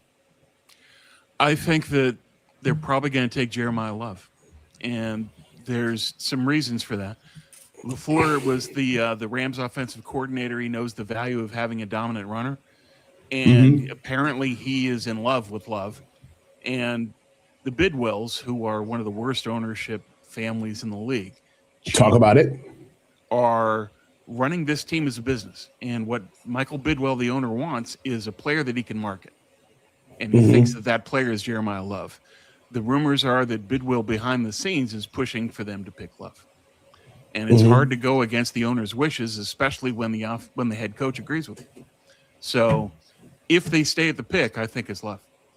Well, what kind I don't of want to offers see do they- Jeremiah Love twice a year. Neither do I. I don't want to see Jeremiah Love twice a year. So, hey, let's get to it, though. We've got 5 minutes into the mock. Let's get to our mock. So what do we say? Are we saying – I'm saying Arvell Reese. I'm saying Arvell Reese. You're saying Jeremiah Love. Yeah. I don't know, man. So what do you – who are the cards going to take? I think they're going to take Love because of the owner, but I think Reese is the smarter pick. So if you want our mock to reflect smart football, then put Arvell Reese down there. All right. Well, I'm going to put a poll with Arvell Reese and Love in the chat, and I'll see what these guys talk about it and say about the poll right here. You guys go ahead and press 1 or 2 in the chat for Jeremiah Love is 1, Arvell Reese is 2.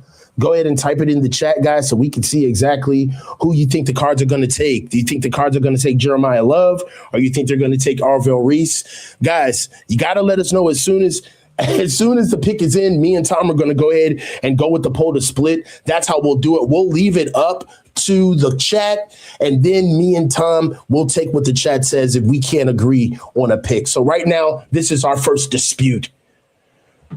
It seems like they're clapping over a decision that's been made for the Cardinals. It looks like they're making a pick, though. It doesn't look like they made a trade. Yeah. Because the problem is that trading into 3 takes a lot of assets. I don't think teams are willing to do that because the player that they want is further down the board. I think there'll be more trade activity at, say, 6, 7 than at 3. Definitely. Yeah. Well, I mean, Jeremiah Love is a can't miss player, man. He's electric. 4.3 40. Just jack of all trades. You want to look at what he's done. 1,300 yards rushing in 2025. He's had out of 18 rushing TDs just out of 2025 alone. And he's just been somebody who's just coming through. And I think that he's coming through at the right time. You look at his last games, BC, November 1st, 17 carries, 136 yards, 2 TDs. Followed that up with a 94-yard game against Navy. Shredded Pitt for 23 carries for 147 yards, and then went to Syracuse and put up 171. I mean, you're getting a franchise player with Jeremiah Love. I'm kind of convincing myself to get off of Arvell Reese. I need to get over here to Arvell Reese while we're talking. The pick is in right now. And the poll says Jeremiah Love. Let's do it. The poll says Jeremiah Love. Let's go ahead and get back to our mock so we can choose Jeremiah Love in the mock draft. The poll has won. Let's go ahead and draft Jeremiah Love in our mock. And let's get over to the board and see exactly who they pick. Arizona is off the clock, and right now the Titans are on the clock because the pick is in.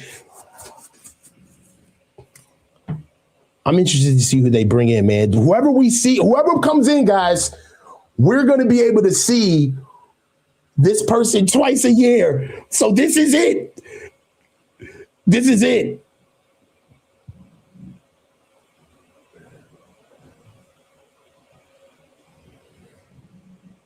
The Cardinals didn't trade, which is surprising.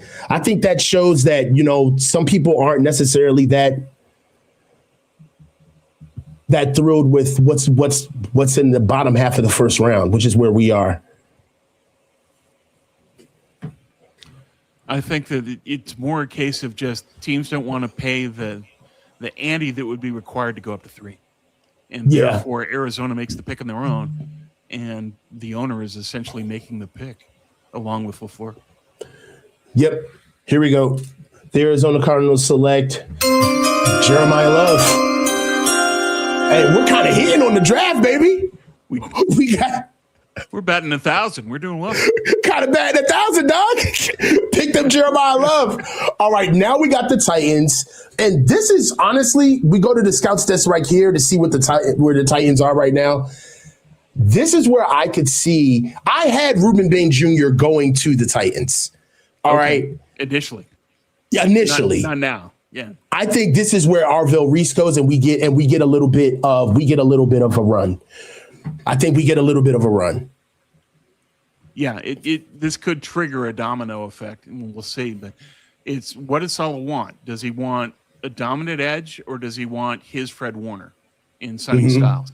And I think he's going to want an edge because he knows that that's what this team needs right now. And you've got a dominant defensive tackle, so you've got the inside-outside if you get that great edge.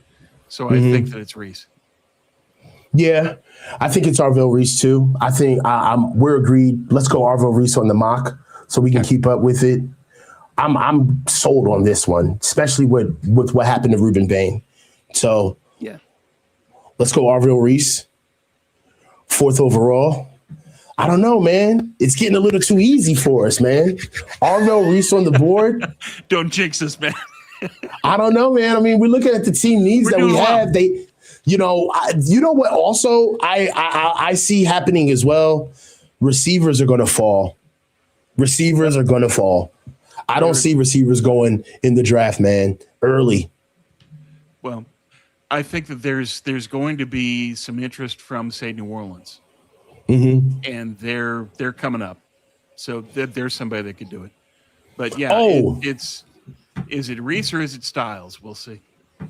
All right, so I could possibly stick my foot right in my mouth. I think Sonny Styles is gonna fall. No, the rumor is that Dan Quinn loves Sonny Styles. Loves. Really? So that's his floor is 7. Okay. Yeah, Caleb Downs though. Caleb Downs. I got Caleb Downs going next round. All right, so next pick. Yeah, I got Caleb Downs going to the Giants. Me and you, we have Arvell Reese going to the Titans. This would be good. I think this is pretty much the most predictable segment of the first round, kind of like that first 10 to 12 picks. Yeah. We know exactly what's going on.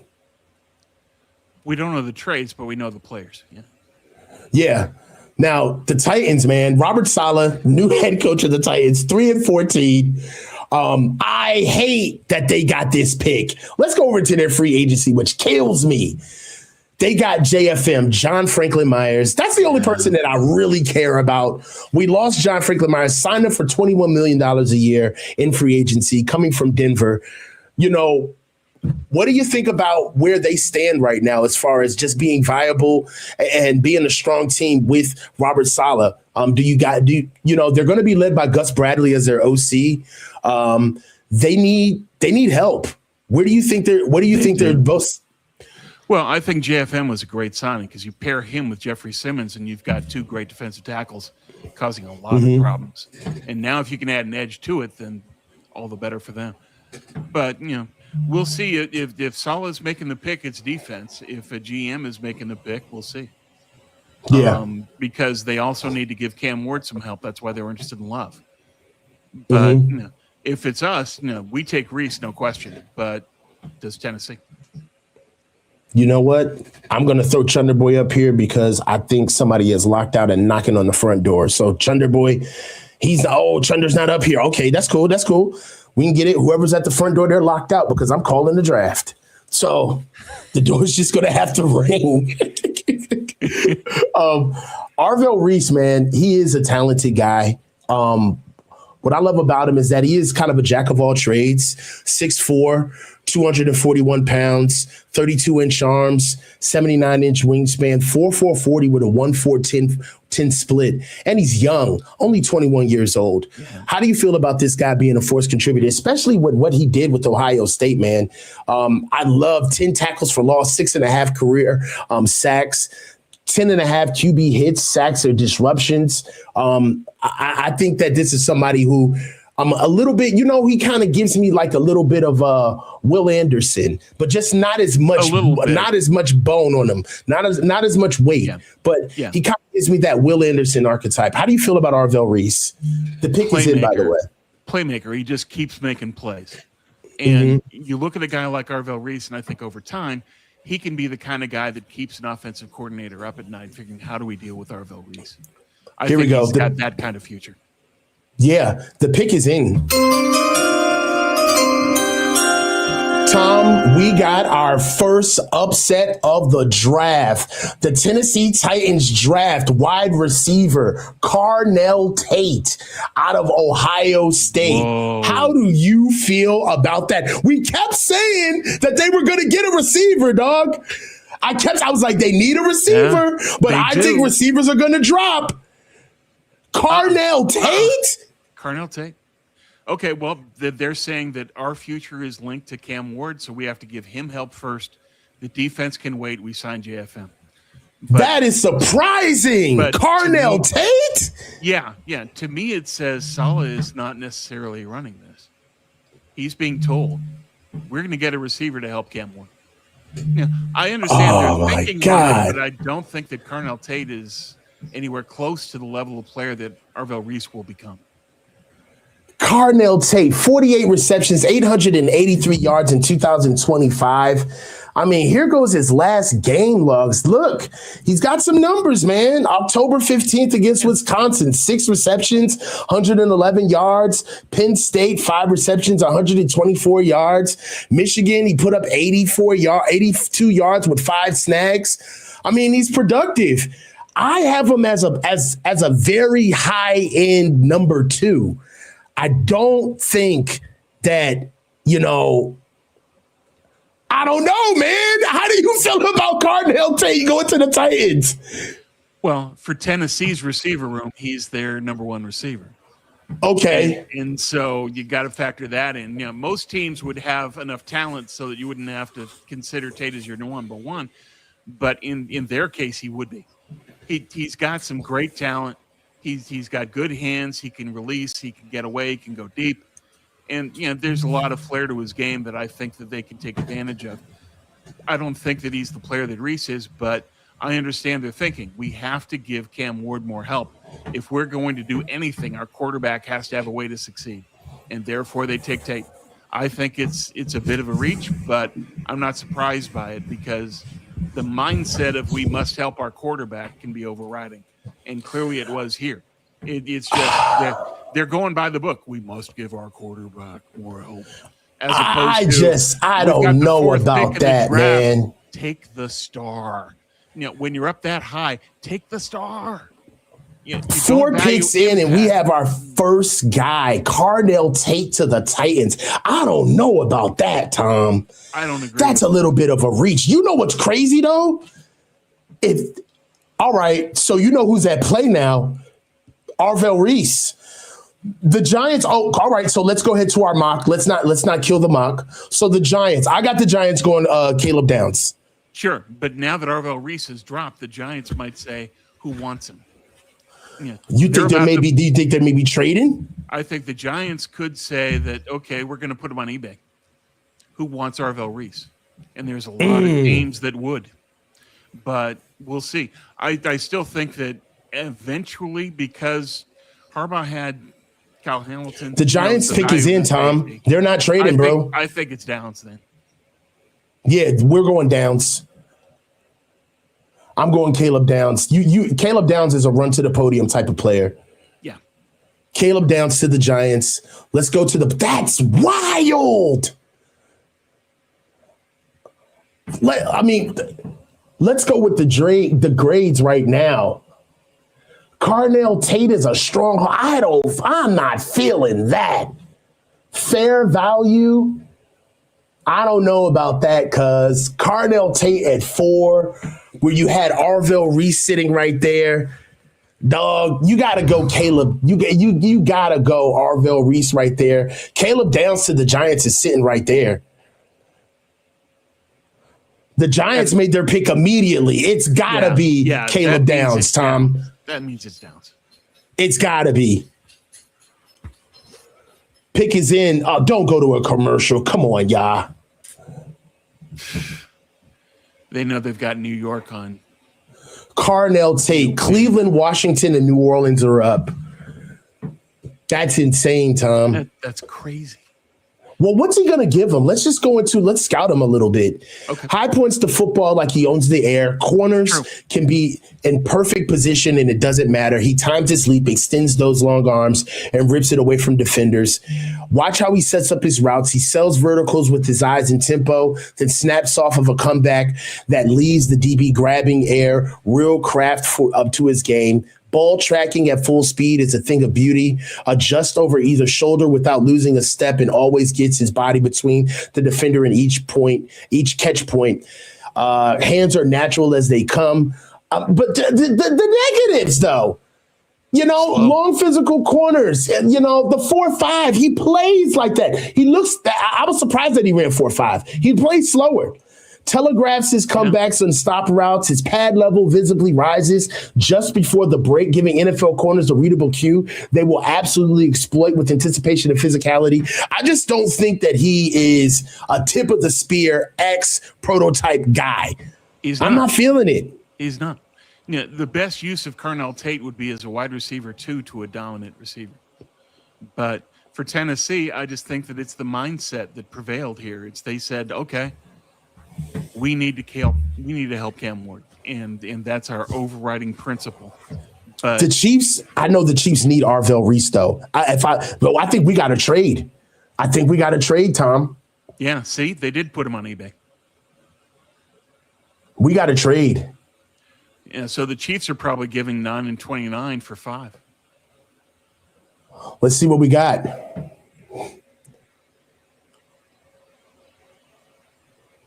They're so slow with what's going on. Oh, I know. But now let's also think about Arvell Reese in Kansas City. Oh, exactly what they need. They need it. The Browns traded back with the Chiefs. Oh, the Browns did. Let's see what we got. Well, because New York takes Caleb Chiefs Downs, leapfrogged the needy Washington to take. Okay, so Chiefs leapfrogged Washington. Okay, so did New York take Downs? Well, we got to see. I got to see exactly what's going on. I think Mansour Delaney just went off the board, but we got to see exactly what's going on because it's commercials all over the place. Oh, gee. Okay. I think the Chiefs traded up with. Cleveland. Okay, that makes sense. That was rumored. Jeremiah had that yesterday. Yeah. Because both teams have 2 picks, so it's Cleveland's 2 first for Kansas City's 2 first. Mm-hmm. Let's see what we got.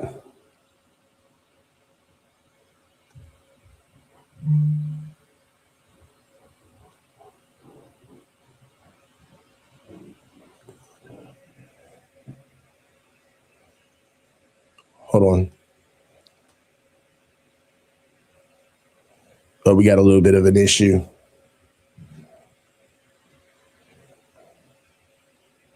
Oh, I'm tripping. So let's see what the pick is.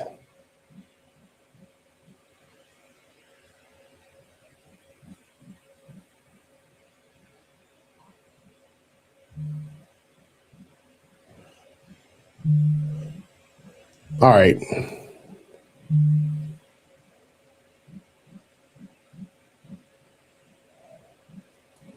So they're about to announce the trade, Tom.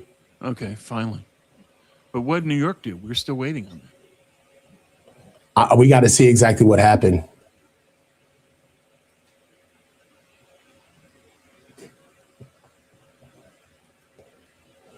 Oh, okay, so I don't want to be negative. But there's a conversation happening right now that we really don't care about. And we're trying to be respectful. And if anybody's watching the draft with me right now, you know how maddening this is right now. All right, let's go. The 5th overall pick. Arvell Reese. They took Reese? Wow. They took Arvell Reese. Okay, BPA. But I'm really surprised by this. They must think that Downs will drop to 10. Yeah, Downs they didn't pick up Downs. That's crazy. That's pretty arrogant. We'll see if they can get away with that. But All right, so Reese they and still with- haven't announced this trade between the Chiefs and the Browns. They're doing a very poor job at announcing the official trades. Yeah, they always do. But if Kansas City's going up and Reese is gone, the best edge left is Bain. They could, I don't think Kansas City trades up for Fano. They could trade up for Downs because they lost their best safety. They could trade up for Delane because he's the best corner, and they traded McDuffie. So I think those are the options for them. Is it's probably Downs or Delane. Yeah, definitely.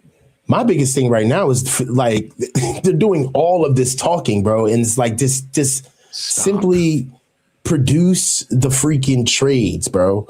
Like that's all I ask, so we can get this done.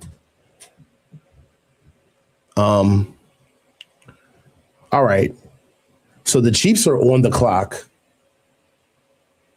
They've moved up.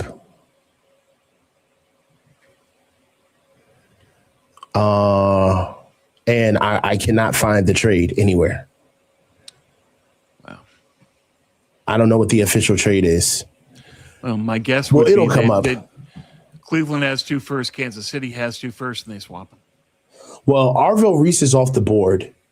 In my opinion, I think that the Chiefs definitely they got a lot of corners that flew off the board as well. As far as not the board, but their team. They lost 2 to the Rams. All right, that was huge. And I think that they need help here. I think Mansour Delaney out of LSU would be the pick here. What do you think? He makes the most sense because that's the thing that I would think Spags would want more is to get the great corner. Mm-hmm. And Delane is supposed to be the cover corner in this draft. So if they're moving up, I think it makes more sense for Delane. Even though I love Downs, but I think that Spags is going to say, this is our top priority. We need that corner. Because you lose McDuffie. McDuffie was a big piece of their defense. Yeah. Well, they're saying that the pick is in for the Chiefs. Okay. They don't have the trade up at all. Thanks, ESPN.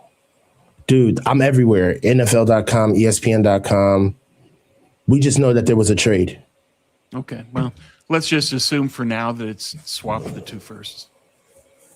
Yeah, but for what? That's the biggest thing that we're trying to pay attention to. All right, if I do think that they're going to go and get Mansour Delaney, let's go ahead and just give them a look while we're there. What do you think that they're going to do? This would be the Chiefs' pick right here.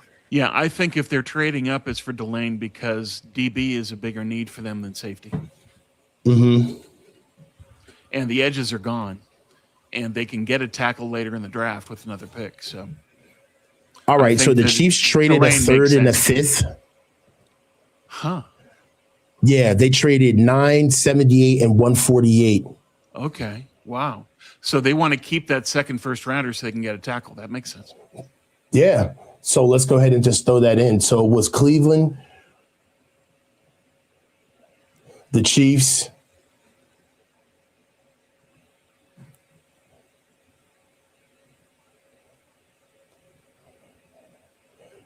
third round. They're trading their 9th, their 78th, and their 148th.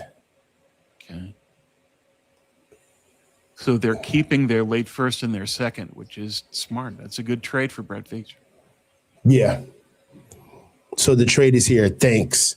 And the Chiefs, they picked the pick is in for the Chiefs, and they did. They went and got Delaney. So as far as the mock draft is concerned, look, we'll do that later. We're doing well. We're doing well. We're doing well. We're doing well. So let's go ahead and draft Mansour Delaney for the Chiefs, and the Commanders will be on the clock, which they should be picking any minute now. I think the first round is kind of flying right now. Yeah, it's going quickly. So according to rumor, Dan Quinn absolutely loves Sonny Styles. Okay. So if that's true, he's the pick. Well, the Commanders also need a receiver. And Caleb Downs receivers here. And is right there. Yeah. But Quinn wants his linebacker, apparently. Yeah. Mansour Delaney, I mean, I think it's a can't miss pick. Not mad at the pick right there. Yeah, well, he's the best cover corner and somebody that could be just a blanket DB. Yeah. And they had to do it. And Mm-hmm. that's more valuable to them than safety. So I understand the pick entirely from Kansas City's point of view. And because they didn't give up their second first or their second rounder, they're in great shape. Yeah, they're looking pretty good, man. I mean, you look at the Commanders right now. They're on the clock right now. And got to get this out of here. And look, Ruben Bain is still on the clock. Is still available. Sonny Styles is still available. Caleb Downs. Makai, do you think that they go receiver here and go Makai Lemon, the Commanders? Quinn's a defensive coach. I think he's going to take Styles. Styles? Yeah. Okay. I think they're going to go Caleb Downs. I don't know, man. He's right there. That'd be a good curveball. Well, I would. I think that Downs is a better player than Styles, clearly. Mm-hmm. But word is that Dan Quinn is locked in on Sonny Styles, so we'll see. Yeah. I don't know about Styles, man. I don't know if he can. We've talked about him before. I think that he's going to take some time to transition to the league. You know, he's going to take a little bit of time to get there, but once he does, he'll be great. So I think that his first year isn't necessarily going to be as dominant as they would want, but after that, I think he's going to be very good. 6'5", 244, 10-inch hands. I mean, he's got a frame, 43-inch vert, 4.40, 11-foot broad jump. My God. Yeah, I mean, he flies all over the field, but he played with monsters too, man. Yeah, I mean, look at what he had in front of him. Yeah, so I mean, you know, if you look at even like how many guys from Ohio State are even in the draft this year? Too many. Like that's something. A lot, a busload. Yeah, we're looking at 13 guys. Like Ohio State they're kind of ruling it right now as far as having guys in there. I don't know, man. Sonny Styles, I just the disrespect of Caleb Downs. I mean, my God. Well, it's the NFL and safety. For some reason, the NFL doesn't value the safety position. It always drops. Yeah. Look at Eamon Warry. Eamon Warry didn't even go in the first, and then look at the impact he had. Yeah. I don't know, man. We got guys right now. Hey, select 1 in the chat if you think Washington should take Caleb Downs. 2 in the chat for the poll if you think they should take Sonny Styles. Whoever they take right here is who we pick for our mock draft right now. We definitely got to put in a trade. We got to force a trade with Cleveland and the Chiefs. Get this going. Hold on. And put that in. The pick is in for Washington. Let's see what they got. Styles. Let's just go ahead and pick Sonny Styles. They're on it. Tom, are you here? Yeah. Okay. I didn't wait for you to answer me, bro. I was like, dude, are you here? Yes. For here, let's just go ahead and pick Styles. We think Styles is here. Yeah.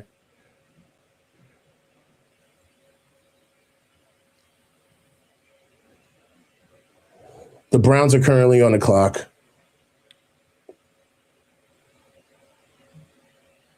Well, no, the Browns dealt out to Kansas City, who took the lane, and now Washington. Yeah. So we need to give ourselves some credit for the Delane pick too. Yeah, we do. We've got everything except the dumb pick. Yeah, the stupid pick, which is Cleveland and KC.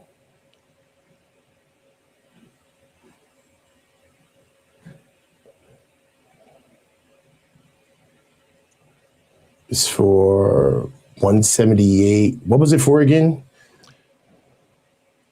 78 and then a pick in the hundreds, but I forget the specifics. Oh, it's 78 and 148. Okay.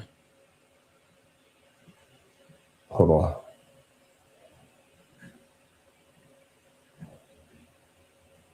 The Commander select Sonny Styles. See? Yeah. It's just Quinn is calling the shots, apparently. Adam Peters salutes and says, okay, Sonny Styles. All right. Quinn thinks he works in that defense, so okay. Commanders do need a lot of help on defense. Their defense let them down last year. Yeah. The defense is horrible. Hold on, we did this twice. We need to. We screwed that up. All right. So. Okay. So now we got New Orleans. Okay, they probably go receiver, I would think. New Orleans, yeah, and the Cleveland should be at 9. Right. We'll fix that. But New Orleans right now is on the clock. Who do you think New Orleans takes, man? Right now, they need an edge. Could this be where Ruben Bain goes? I don't think so. I think they've been focused on receiver. That's a lot of who they brought in. So Tyson, if they're willing to roll the dice, or Lemon, they could take Tyson here. I wouldn't. I think that Tyson is, he plays recklessly to create his injuries on top of already being fragile. And so his playing style leads to him having the injuries he's had. And that, you're playing in the Superdome. Yeah, I don't know. I think that Tyson, when healthy, is a great player. Arguably the best receiver in the class, but he missed 48% of his games. It's a lot. He's sort of the soft tissue injury guy. Definitely.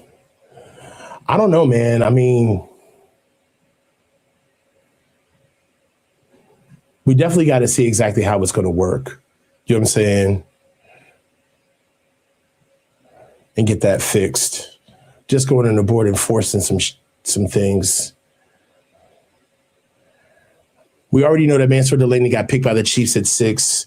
The Browns are going to be here at 9. We have I don't know, man. I think Ruben Bain is where they're going to go. They do. I don't know. Need Mekhi Lemon. Lemon is a possibility. If they're too scared by Tyson's injury history, then Lemon makes more sense for them. Edge is what they need, but I don't know if edge is what the board provides here. Do you want to take a risk on Bain?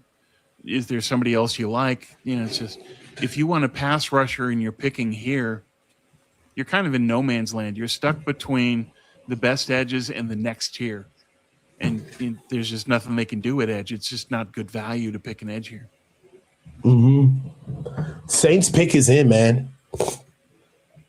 This is going to be a good one. Sonny Styles with Washington is going to be a good look, too. They need somebody. They've been swinging and missing, especially when it comes to, like, linebacker. They picked up that kid out of Kentucky that didn't do anything for them. Right. They've really been holding on to Bobby Wagner. That's somebody where, they got to figure out exactly what they're going to do with Bobby Wagner. I don't know, man. I think this is a really good player for them. I hope that he just gains weight, man. I want it to work for him. I don't want him to not succeed. Yeah. It's just, that's why I think there's a transition, is that he has to build his body to be able to play the role. But Quinn is a good defensive mind, so I think I trust his vision on this, that he sees what Sonny Styles can become. But I think he will need to be patient. I don't think Styles is going to hit the ground running. Okay. Yeah. It's kind of crazy right now. I'm really, they're killing me right now. You know what we're about to do? We're about to brute force all of this. I tried to watch this like everybody else, but we're going guerrilla warfare, dude. We're following Twitter. Okay. Because Twitter is going to have the latest and the greatest. Twitter will have it faster. Twitter will have it fast, bro. I'm tired of paying attention to the TV. ESPN's running commercials and talking. It's just, come on, give us the pick. Yeah, I'm over it, bro. So, okay. Good call. Yeah, definitely. It's time for us to be able to just look at the picks and see exactly who picked who. And thank you. Right. So my man Mike Garofalo's on it. He got us the pick. The pick was 974 and 141. That's what got me.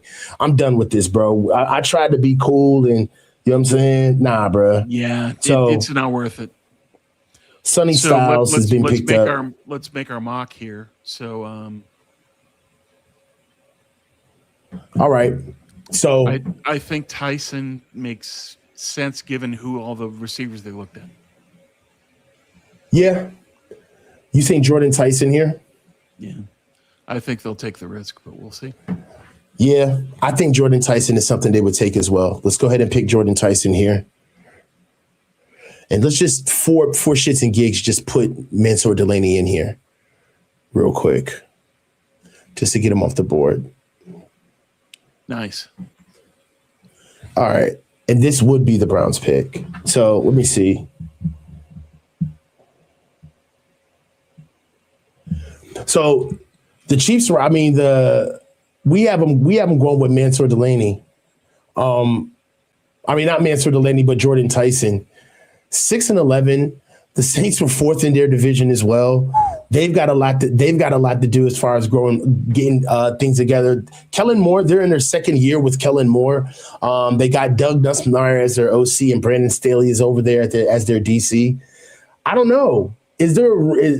What do you think? Do you believe in Tyler Shue, Spencer Rattler, and Zach Wilson? What they have over there at quarterback? Yeah, he's good for now as a bridge quarterback, but they need a real one. But I would expect that New Orleans is looking to take a draft, looking to draft a quarterback next year. They're still not going to be that good. They should be in position to draft one of the quarterbacks in 27. Awesome. Yo, so what we have right now is, hold on. So right now we're in the 9th overall pick, I believe. Yeah. And with the 9th overall pick, the 8th overall pick. 8th. Yeah, I'm sorry. Dude.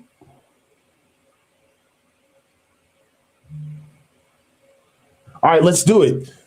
We're already caught up, bro. You know what? And this is how we get down on the Coaches Huddle. We are leaving the broadcast alone, and we're updating as we go. So with the 8th pick in the 2026 NFL Draft, the New Orleans Saints are taking wide receiver Jordan Tyson with the 8th pick. Okay? Also, we're going to get it popping. As far as the 8th pick is concerned, I'm tired of waiting on these fools. With the 9th overall pick, with the Browns, okay? The pick is in with the Browns, with the 9th overall pick. And guess who the Browns are going with? Hold on, before we pick, who do you have the Browns going with so we can at least try to keep our mock together? Because we're right on here. Fanu. You said Fanu?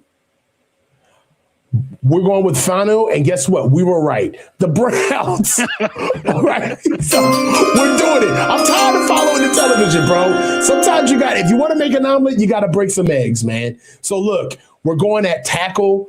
Spencer Fano, selected by the Cleveland Browns.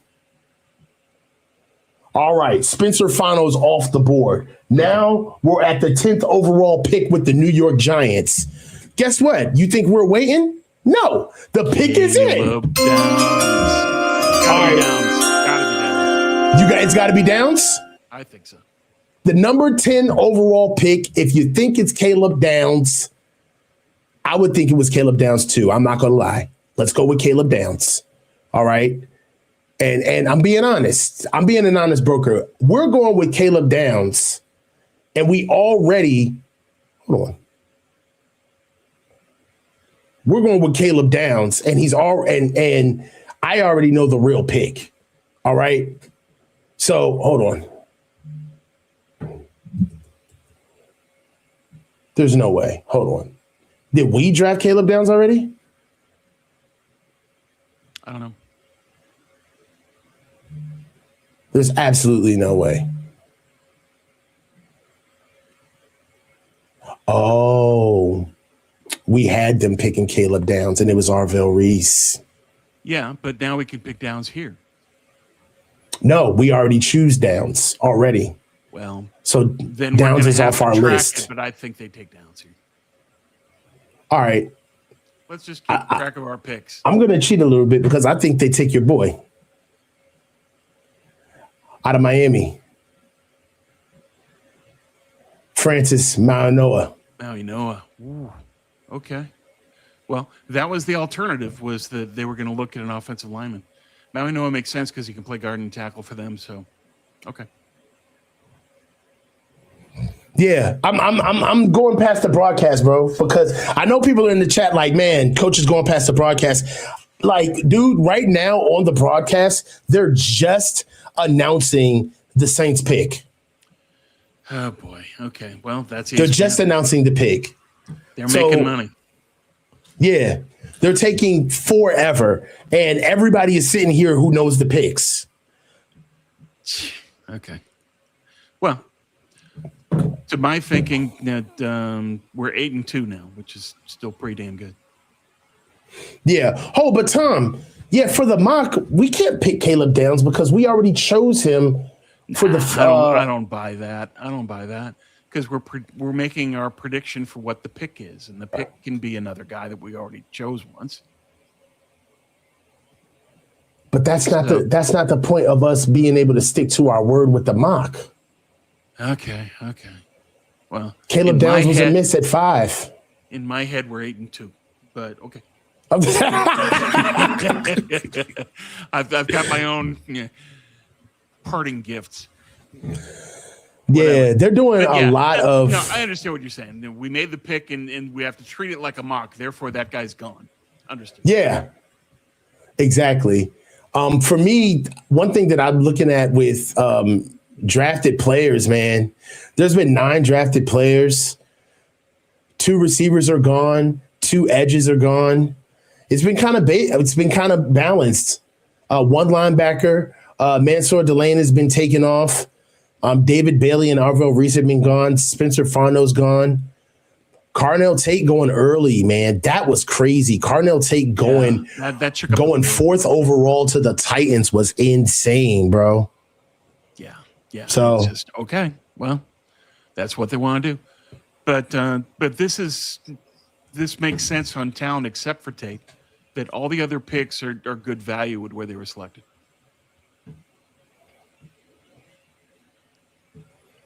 Mm-hmm. But meanwhile, Caleb Downs is still falling because the league doesn't value safety. Caleb Downs is falling, which is insane. Doesn't make any sense. I don't get it. I don't get it at all. Somebody's going to get a great player.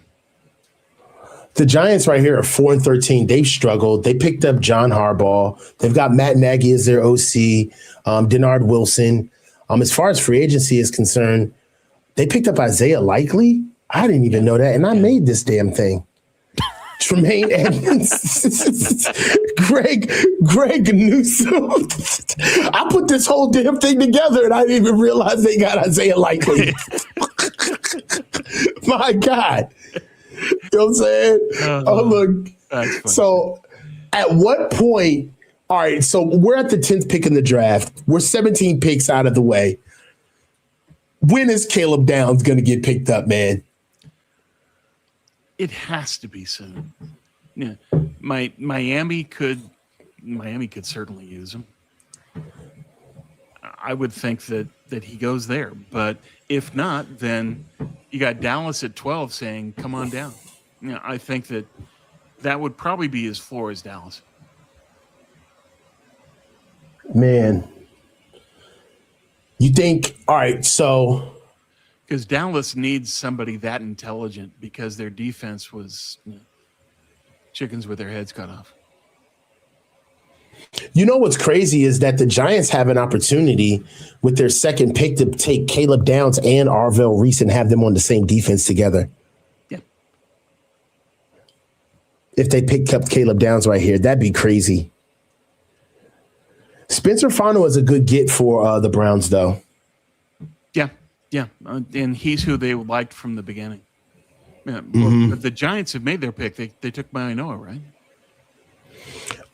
Yeah, they went offensive tackle. They went Maui Noah. So who's on the board? Is it Miami? Let's draft Maui Noah and Miami. Yeah, they could go Downs here. There's also been rumors that they're looking at edge and that they like Sadiq. But in terms of just value, I would think that Downs is the best player on the board. Downs is the best player on the board right now. Mekhi Lemon's there. Ruben Bain is there. They need interior offensive line as well.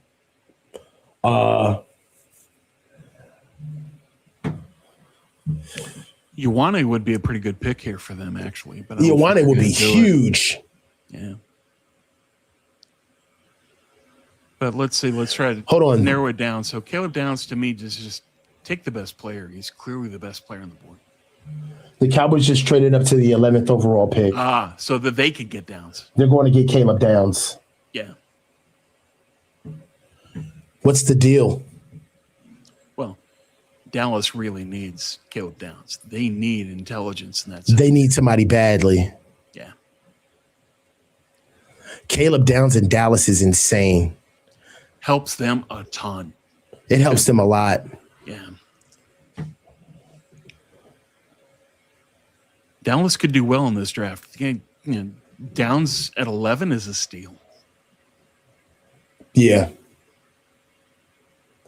Hold on. So I'm trying to figure out the deal.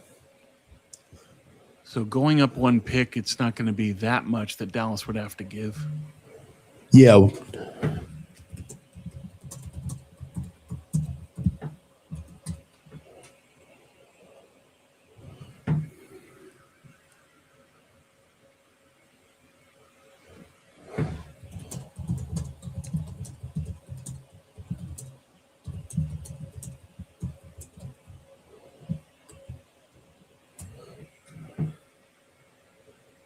They traded 2 5s. Yeah. Well, it doesn't take much.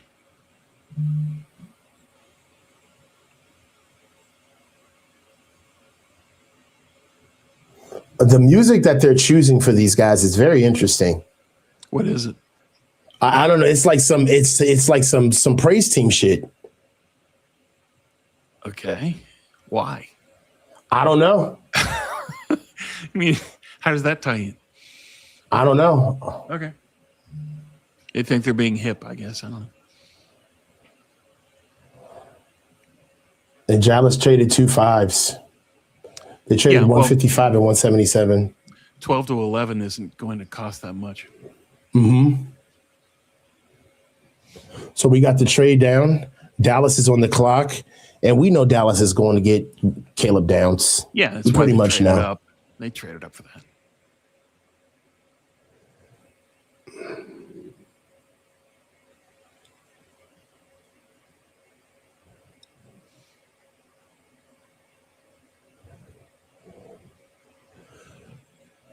All right, so Dallas is on the clock. The pick is in. We know Dallas is going to get Caleb Downs right here. I give the Cowboys credit. This is a smart move. Yeah. Miami could have taken Downs, and if all it costs you is 2/5 to get Caleb Downs, you do it. Yeah, 2/5 to get Caleb Downs is a big deal. I love it, man. Caleb Downs, I mean, he's a chess piece. He's probably one of the can't miss players in this draft. There's not many of them. Yeah. Yeah. I mean, I love him. Total 69 tackles for loss. Processes information and warp speed. I mean, one of the reasons why I love Caleb Downs is because, we lost him at Bama. He was a part of the Tide, man. Right. He was a part of the Tide. You know what I'm saying? And they are thrilled that they got Caleb Downs at 11. Sure. So Dallas is in at 11. Let's just go ahead and call the pick now. Pretty much now.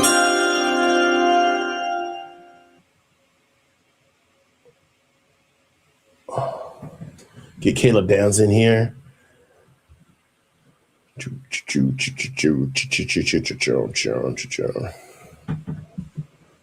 Dallas selects Caleb Downs. It's going to be a good one, man. Best pick in the draft so far.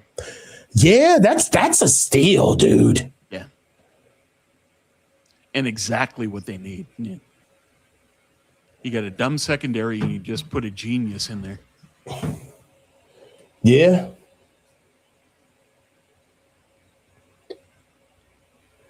All right, so Miami at 12.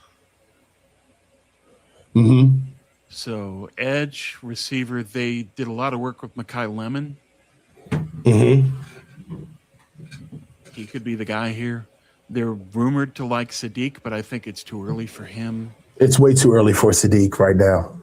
And they need an edge, but are they willing to take a chance on Ruben Bain here? Probably not.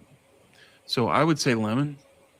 There's a huge drop-off between Ruben Bain and everybody else. I mean, right. As far as body type is concerned, maybe a Zion Young is there, but I mean, I like TJ Parker, but he's not Ruben Bain. Yeah, there's Bain is the end of the tier at the top of the edges in the first round. Mm-hmm. And then it's an abyss to the rest. Yeah. But given what's going on with Bain, they've been rumored to be interested in Bain, but they've also been rumored to be liking Mekhi Lemon a lot. So they went 7-10 last year, ranked third in their division. Critical need is a receiver. Hill, Waddle's traded. Tyreek Hill was released. Receiver core went from elite to barren. The secondary is at ground zero at a full rebuild. They lost Mika Fitzpatrick. We picked up one of their corners as well. They've kind of moved on. And, we already know that Jack Jones actually played a lot of games for them. Yeah. Edge, Robinson flashes, but Chubbs left for Buffalo. They need another rusher. And, they need help on the interior offensive line. Jeff Haley is the rookie head coach over there at Miami. He's got Bobby Slowick. We already know our boy Bobby Slowick over there running the OC job for the Dolphins. And Anthony Campanelli is running their defensive side of things. What do you think they do right now? They picked up Malik Willis. I'm in free agency, so that's going to be their pass catcher for the time being. Yeah. They lost Tua, Jalen Waddle, Mika Fitzpatrick, and Tyreek Hill, and Bradley Chubb that we talked about. Some other big losses that they lost too is Julian Hill, which I think is a very big loss. Yeah. Also, Larry Barron was a big loss for them, as well as KJ Britt and Elijah Campbell. So where do you think that Miami goes with this pick? Given that Slowick's the OC, given that Mekhi Lemon is an ideal fit within the Shanahan offense, I think that's the pick. Oh. All right, man. Okay. All right. But it could be Bain because they've been rumored to be interested in Bain too, but that's a roll of the dice. Yeah. Jay Glazer is breaking all types of. All right, okay, whatever.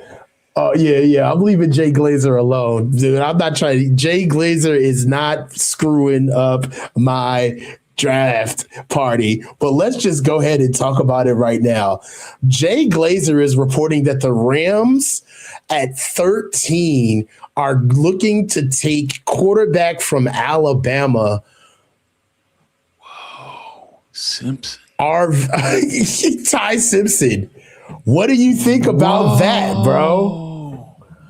Okay. Well, they want the heir apparent. They want him to be able to learn from Stafford. Okay.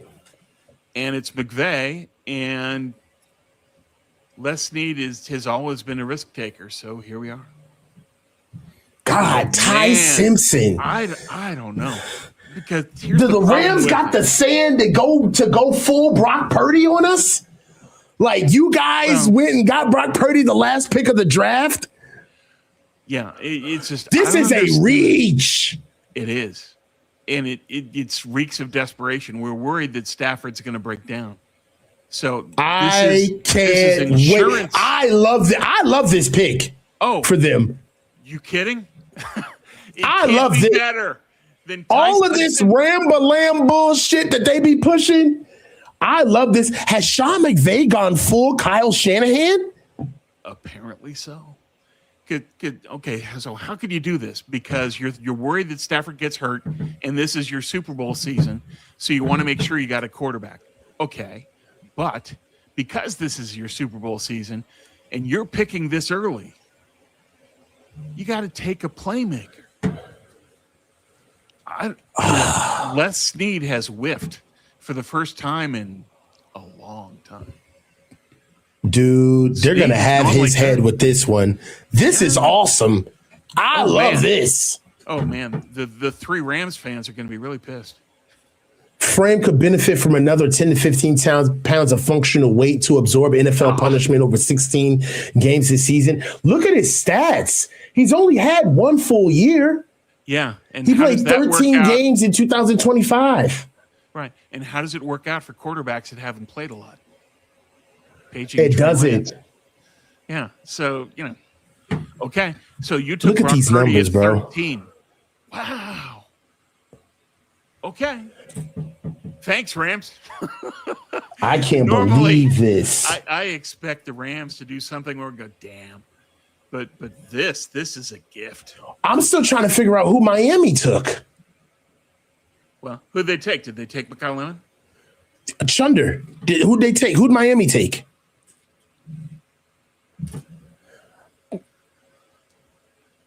Oh, my God. Caden Proctor. Okay. The Rams take, he's one of our guys. That's one of our scouted guys who the Niners looked at in their top 30. Caden Proctor, 2026 draft, NFL draft. The Miami Dolphins take Caden Proctor. Okay. Wow. Well, that's a smart move for them because they need help in the interior. They could put Proctor at guard, and they also need help at tackle. So yeah, I want to actually get over there and look at what they got. We got the Rams on the clock right now. I can't wait to see what the Rams think about this. They're going to be high-fiving, and the rest of LA is going to be outside the house with pitchforks. Miami went 7-10, and you take your future quarterback. What are you doing? You make sure you. Caden Proctor has been penciled in. We already got Caden Proctor penciled in as a left tackle over Patrick Paul and Charlie Heck. I think that they're probably going to kick him on the inside when they first get him. Yeah. They're not going to have him at tackle. No. And Proctor can do that. He's got the explosion. I just think that if Proctor lost 20 pounds, he'd be dominant. Right now, we got 3 offensive linemen taken, 1 safety, 1 receiver, 1 cornerback. We've had a position run in the last 8. 3 offensive linemen are coming off the board right now. Linemen are going right now, Tom. Well, that's what was expected. There was a lot of talk that there's 7 great first-round offensive tackles in this draft. They're great, eye of the beholder. But once they're gone, it's the Grand Canyon to the next pick, Caleb Tiernan. Yeah, he's at least a round away from the rest of them. So if you're going to get a tackle, you have to get him now. And the league has a real supply and demand problem at tackle. So if you see guys that are good, I can understand it. You've got a weak draft and you've got good tackles. From the GM perspective, this is the move you make. Yeah, what's crazy is like Monroe Freeling, who we all thought was going to be a big guy to go right now. If you look at drafted tackles, what we see right now as far as drafted tackles are concerned, Mauanoa, Fano, and Proctor all went before Monroe Freeling. What do you think about that? This was somebody who definitely was rising in the first round. Definitely somebody who I thought could stand to take a year off, maybe to put on some more weight to help out his frame. But the birds started coming out for Monroe Freeling saying that he was going to be no less than a top 10 pick. And here we are in pick 13. We already have heard reports that pick 13 is all but done to Ty Simpson. What do you think about Monroe Freeling quasi falling? I think it's a surprise. Detroit was the one that was targeting Proctor throughout. That was their guy, according to Jeremiah and some others. But they can use Freeling too. And I think they will. So I don't think Freeling will fall past Detroit. He would be there picking at 17. So I don't think he'll fall that far. The rest of the league was looking for power players. Yeah. Maui Noah, Proctor, guys that can move, guys that can push their man. That's what they wanted. And Freeling isn't fully developed yet. He's got to add some pounds. Yeah. I mean, right now, Dane Brugler had the Rams taking Jordan Tyson at this spot, possibly at 13. He's already gone. Mekhi Lemon would kind of be the most logical pick for them, but I can't. I gotta see it. I know who they're. I just have to see it first because I just don't believe that they did that. This is the reach of the draft. Yeah. Well, it's not just the reach of the draft. It's you're the Super Bowl favorite and you didn't take a player that can help you in the Super Bowl. What are you doing? Okay, so here goes. This is what we've just heard per Ari Mirov. The Rams informed Matthew Stafford today that the plan was to take Ty Simpson at 13. Stafford was told the pick is for when he retires, whenever that ends up being, per Jay Glazer. So they're that cocky that they can spend 13 on future picks? And you think Simpson's worth 13? That's the next issue is what are you doing? You gotta pay that dude. Right. And you've got a quarterback heavy draft next year.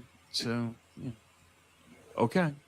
But if the Rams want to do this, but it's just to me, if you're in your Super Bowl year, you've got to load up. You don't take your future QB. You make sure you win the ring. I don't get it from Les Snead at all. I don't understand that. This is going to be a reach of all reaches, brother. I don't know about this. Yeah. What do you think about Caden Proctor going over at 12? We have this as a slight reach on the board. What do you think? I think it's okay that if you're looking for a specific body type and you want somebody that can play guard and tackle, then he makes more sense than Freeling. Right. Rams went full Niners. Yup. Rams went full Niners, bro. Ty Simpson. I don't understand Ty Simpson, and I'm a Bama guy. Yeah. I'm a Bama guy. 6'1". If anybody should be a homer on Ty Simpson, it's you. 9 1/4-inch hands. He had some games. I mean, but against Eastern Illinois, 11 for 16 for 147. Auburn, he was 19 for 35 for 122 and 3 TDs. UGA was pretty much one of his better games of his career, 19 for 39, which is really not that good. That's nothing to cry home about. This is a guy that's supposed to be an accurate processor in 19 for 39. I mean, you can run up the numbers against Cupcake Tech, but you can't play anybody else. 18 for 29 against Oklahoma. Yeah, it's just okay. Well, if the Rams want to hitch their wagon to Ty Simpson, be my guest. I think the Rams finally screwed up. This is where you're going to draw a line in the sand historically and say the Rams could have made a pick here that guaranteed a ring, and they chose Ty Simpson. And he's not really that good anyway. Small sample size remains limited with just 15 career starts. Late season struggles suggest defensive coordinators figured out his tendencies once sufficient film accumulated. I mean, this is a guy he doesn't have a lot of time on task, man. And he's only played one full year of football in 4 years, and now you're going to make him sit for possibly another 2? Yeah. And so we'll see. This is rich. Simpson better than Mendoza? No, he's not. Ruben Bain looks like an extra from Good Times. He got that 70s fro going with that mean widow's peak, no shape up. Okay. Come on, man. Tell me who just seen Ruben Bain on television, bro. Tell me Ruben Bain didn't want to look up. He didn't think he was going to look up and pump his fist like, show enough. Show you right. He did. Ruben Bain looked like an extra from Shaft. Who is the man? Gotta be Shaft. Ruben? Damn right. They said your arms are short. Shut your mouth. I'm telling you, Ruben Bain Jr. All right, man. So look. That's hilarious. We already know, man. So let's just go ahead and go ahead and get it going. With the 13th overall pick, the Los Angeles Rams select Ty Simpson. All right, so we already know what's going on, right? But I just want to see the television response of Rams fans, because I know any Rams fan who is really kind of like worth their salt, they've got to know that this was a reach, right? Sure. Yeah, I would love it if they cut to like the Rams draft party and it looks like they just got bombed. And don't look now. They can't be happy. Don't look now, but I'm going to throw Chunder Boy up, because the truth is that Chunder Boy has his Ruben Bain prediction is still good. It's still floating. Props to Damon. It's still floating. Oh, this is such. All right, so let's go. Man. Let's see what the Ravens need. The Ravens need they need linemen, basically. Here's they need linemen. Got to be Ioane. The only Iwane's got to be mentioned there. Is Sadiq. Yeah.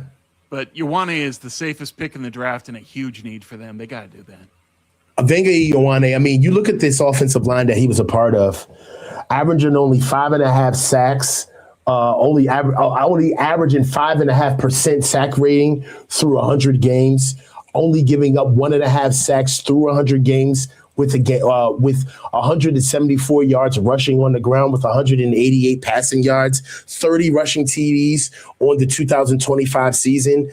This is a guy also, if you look at it, there's not a lot of tackles and offensive linemen off of that Penn State offensive line who were being touted highly in the draft.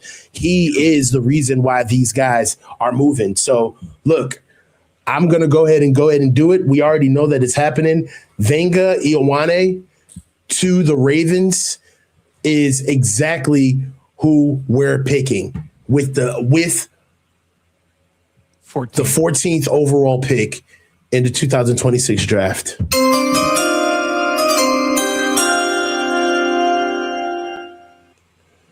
All right, man. Yeah. They had to do that. After they lost Linderbaum, they had to. Yeah, you have to do that. Ruben Bain, man. Tampa's looking for an edge. Ruben Bain's falling, bro. Right now, you see, right now in the live post ticker, we've got Ty Simpson as a reach for the Rams, dude. We got to get in these grades. Look, man. Yeah. Rams, F. Disappointed. You got a D. Come on, 26 score, 0 needs filled. I don't understand it. Horrible pick. Reach. Get it together. Like seeing it on the screen like that makes it look official, more official. It's so bad. Yes, it's a reach. Yeah, that's a reach, dog. We got Tampa Bay on the clock. It's such a reach. Chunder, I'm going to throw you up here real quick, man, so we can get some conversation about Tampa, man. What's up? Damon, how's it going? How's it going, Tom? Your Bane pick is still holding up. I'm telling you, man. He's gonna reach the 20s. He could. I think there's a good chance Tampa either goes. This could be where Kenyon Sadiq goes, right? Or I could definitely see Tampa going with the second best corner on the board. They could definitely use a corner, but Dylan Thieneman, this is a good spot for him as well in Tampa on that back end for them. Did they bring Thieneman in for a 30 visit? Do you know? I don't know. And I really like Tampa. It's a team that I watched a lot when I was growing up, so I should know that, but I do not know who their 30 okay is. But I agree with you. He makes a lot of sense for them. They're looking also at edge, but do they like who's on the board? You got Bain and you've got Mesidor. Fall. Yeah. It just, I don't see anybody that they would take at edge here, even though it's a need. Yeah. I think they're probably looking at it as the guy they can get in the second round, a Danny Dennis Sutton or a Gabe Yakis is not going to be that much more of a fall off from the guys who are available right now. Yeah, agreed. And that's one of the deepest positions in the draft is edge in the second round is loaded. But you need to be at like 45 and above in order to take advantage of that, though. Yeah, probably. I'm really curious to see when the first defensive tackle is going to come off the board, because I think we're going to see a defensive tackle go soon. I don't think we've seen one yet, right? No, but word is that a defensive tackle might not be taken, period. In the first round? Yeah. Has that ever happened The only before? one that, yeah, I know. Vegas is saying, the sports books are saying that Peter Woods is rising, so he might be a pick. Kristen Miller, I think he could be somebody late. Buffalo could look at him. And Caden McDonald from Ohio State. Those are the three guys. I don't think somebody's going to take a risk on Caleb Banks. So it's one of those three, but I think it'll be late 20s, mid to late 20s for a defensive tackle pick, if there is one in the first round. Yeah, I definitely think Peter Woods does not get out of the first round.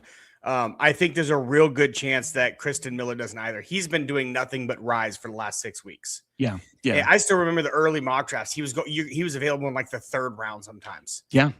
But me personally, I think the best defensive tackle in this draft, when everything is said and done in a few years, will be Caleb Banks.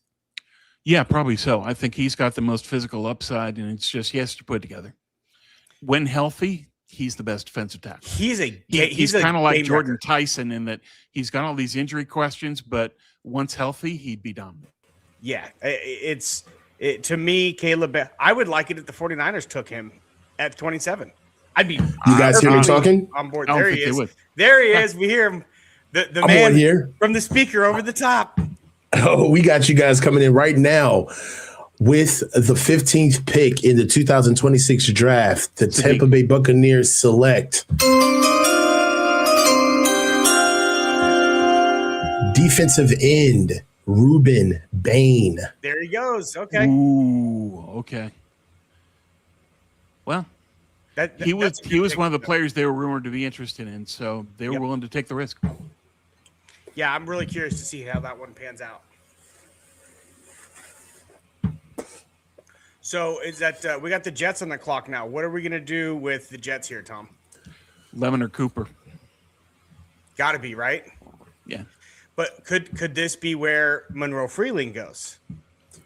I don't think so. I think that they need a receiver. Okay.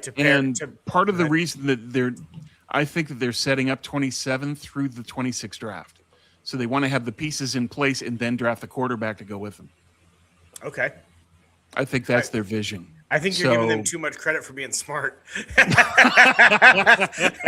It is the Jets. Because that's a really smart thing to do, is build your team and then get your quarterback. Yeah. Well, the rumor is that they like Cooper, but they may not have expected that Lemon would be here. Everybody thought he would go to the Rams at 13. Yeah, Ty Simpson. So, we have two now going at 13. We have a couple of picks now that have just kind of thrown the whole board around, where there's guys available that you didn't really think were going to be available here. Yeah.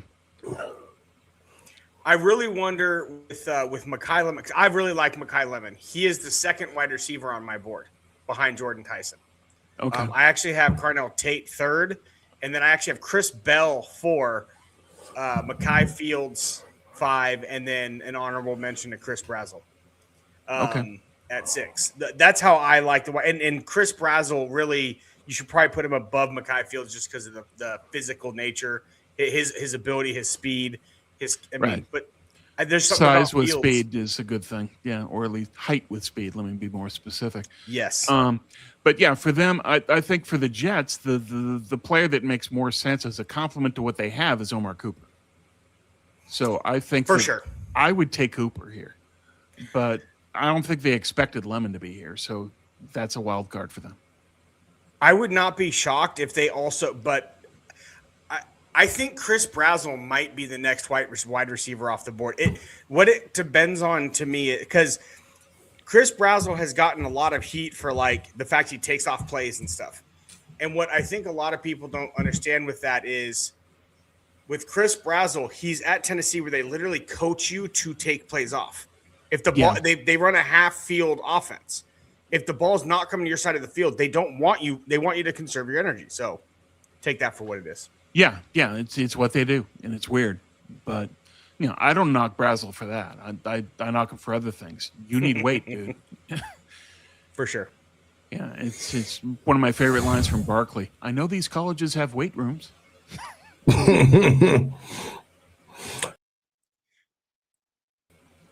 All right, we're back at it. My dog. Hey, Mekhi Lemon seems like he's got to go right here for the Jets. It's Lemon or Cooper, and the word is that they love Cooper, but I don't think they expected Lemon. So either one, but I think it's one of the two. Yeah, 3-14 last season, ranked 4th in their division. We've already been there. We've already tore the Jets apart. This is their second first-round pick. Let's see what they've gotten so far as just their overview. They picked up David Bailey, 2nd overall. That's a really big pick for them. I think they do go receiver here. The only receivers that have been taken off the board so far are Carnell Tate and Jordan Tyson, correct? Right, and that's why Lemon is still here, which is appealing. And then Cooper is considered the 4th receiver in this draft, then Concepcion. So if I'm the Jets, I want to complement what I've got, and I want to set up my next quarterback that I draft next year. I take Cooper. Yeah. All right, so let's just go BPA. Who do you think is best available? I think from their perspective, Lemon is BPA. Yeah. Keldrick Falk is there. We're going best available receivers. Lemon and Cooper are there. Denzel Boston. I think Denzel Boston slides. He should. What's the overall, not just receiver, but who else could they be looking at? If we go over here to their team HQ, let's go over to their the scouts desk of the Giants. Oh, Sadiq. Right now. Yeah. Sadiq is there. Yeah, Sadiq is there. If you're looking at all what they need, yeah, they need a QB, obviously, but that's kind of out right now. Yeah, now they need a tackle. Ooh, I forgot about this. Now that Simpson's been taken, 33 is open. 33 would be a great pick for a receiver. That's true. They do pick 33 in the 2nd round, correct? Yeah. Kenyon Sadiq is there. I don't know if he slides or not. Interior offensive line, Emmanuel Pregnon is there. Keelan Rutledge. So much for what do you think about the Caleb Lomu smoke about him being an interior player, especially early on as guard? What do you think about that? I think he can if you value the traits that he's got, where he's got speed, he's got technical ability, he just lacks power. But the problem is that if you're going to play him at guard and he doesn't have power, what good is he? That's the way I look at guard anyway. But I think the Niners are looking at what value he is for what they chose to prioritize. So if their number one priority is I want guard then tackle, that's where Lomu makes sense for them because he can do that.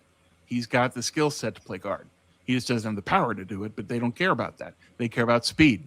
They care about the 40, the 10, the 20 shuttle. And if that's your filter, that's how you end up liking Lomu. But my hope is that either Concepcion drops to 27 or they say that we need edge so desperately we've got to take an edge here. Yeah. I think, I don't know, man. It's just they also need pop too. They need some athletes, bro. Yeah. I don't know, man. I think the pick is in for the Jets. The pick is in. Number 16 is in. With the number 16th overall pick in the 2026 draft, the New York Jets select tight end Kenyon Sadiq. That's crazy. That's a great pick for them. That's a good pick for them. They've had a great draft. Kenyon Sadiq and Bailey. Sadiq. That's a hell of a haul. Ooh. I mean, you couldn't have made a better haul right now. We're 16 picks in. There's been 2 trades. 13 teams have picked. And, you look at what the Jets took in. David Bailey and Kenyon Sadiq. Yeah, you're getting freaks. and that's a great thing for them. You want to be able to have the fans are ruthless, bro. Well, the fans are ruthless. Dre is exactly correct. However, I like what Sadiq can do for them, not just as a receiver, but a runner or as a blocker. That you want to set up Breece Hall. One of the best ways you can do that is Sadiq. Yeah. I mean, setting up Breece Hall, you got Kenyon Sadiq. That's a real weapon on that offense. 6'3" and a quarter, 241, 10-inch hands. What I love is this 4.3, 940 right here. Unbelievable. 4.39. Unbelievable. Tight end. Yeah, that's insane. That's insane type of speed. Fastest tight end since Vernon Davis. Yeah. Block better than Vernon, too. Vernon couldn't block anything. He couldn't even block traffic, boy. No, but Vernon could. I love me some Vernon, but he could not block, boy. Lord Jesus, Vernon could not block. Yeah, forget it. What I like about him is, like we talked about, just physically, he's a freak, right? 43.5-inch vert, 11-foot 1-inch broad jump. I mean, come on, he's in DK Metcalf territory. Quick twitch feet out of his breaks, gives him genuine separation against man in coverage. Strong hands that hold up under contact. He tracks the ball naturally. And then this is one thing that I love, his number 6 attribute that I have on his strengths. Oregon lined him up everywhere. He never looked out of place. He played inline, played slot, flexed wide, motion across the formation. That kind of alignment versatility is a defensive coordinator's nightmare. So, what are they? Who's the OC over there with the Jets? I don't know. We got to be able to look that up. So many guys. I don't know. Frank Reich is over there. The DC is Frank Brian Reich can Duker. do a good job. Yeah. So we look at the Jets offense. I mean, we look at the Jets depth chart with their new picks right now. They got David Bailey in here that they've kind of slotted over here at edge for them. And then you get Kenyon Sadiq over here with Mason Taylor, Jeremy Ruckert, and Jelani Woods. I don't know. They kind of looking all right. They're looking good there. And I love Fashanu. I thought Fashanu was a great pick. Yes. Right now, as far as the AFC East is concerned, they've only had 2 picks so far. They've had Caden Proctor and David Bailey, 2, 12, and 16. AFC North, they've had 3 picks so far with Mansour Delane and Spencer Fano. Cleveland's 2 first-round picks, along with Olavenya Ioane, guard out of Penn State.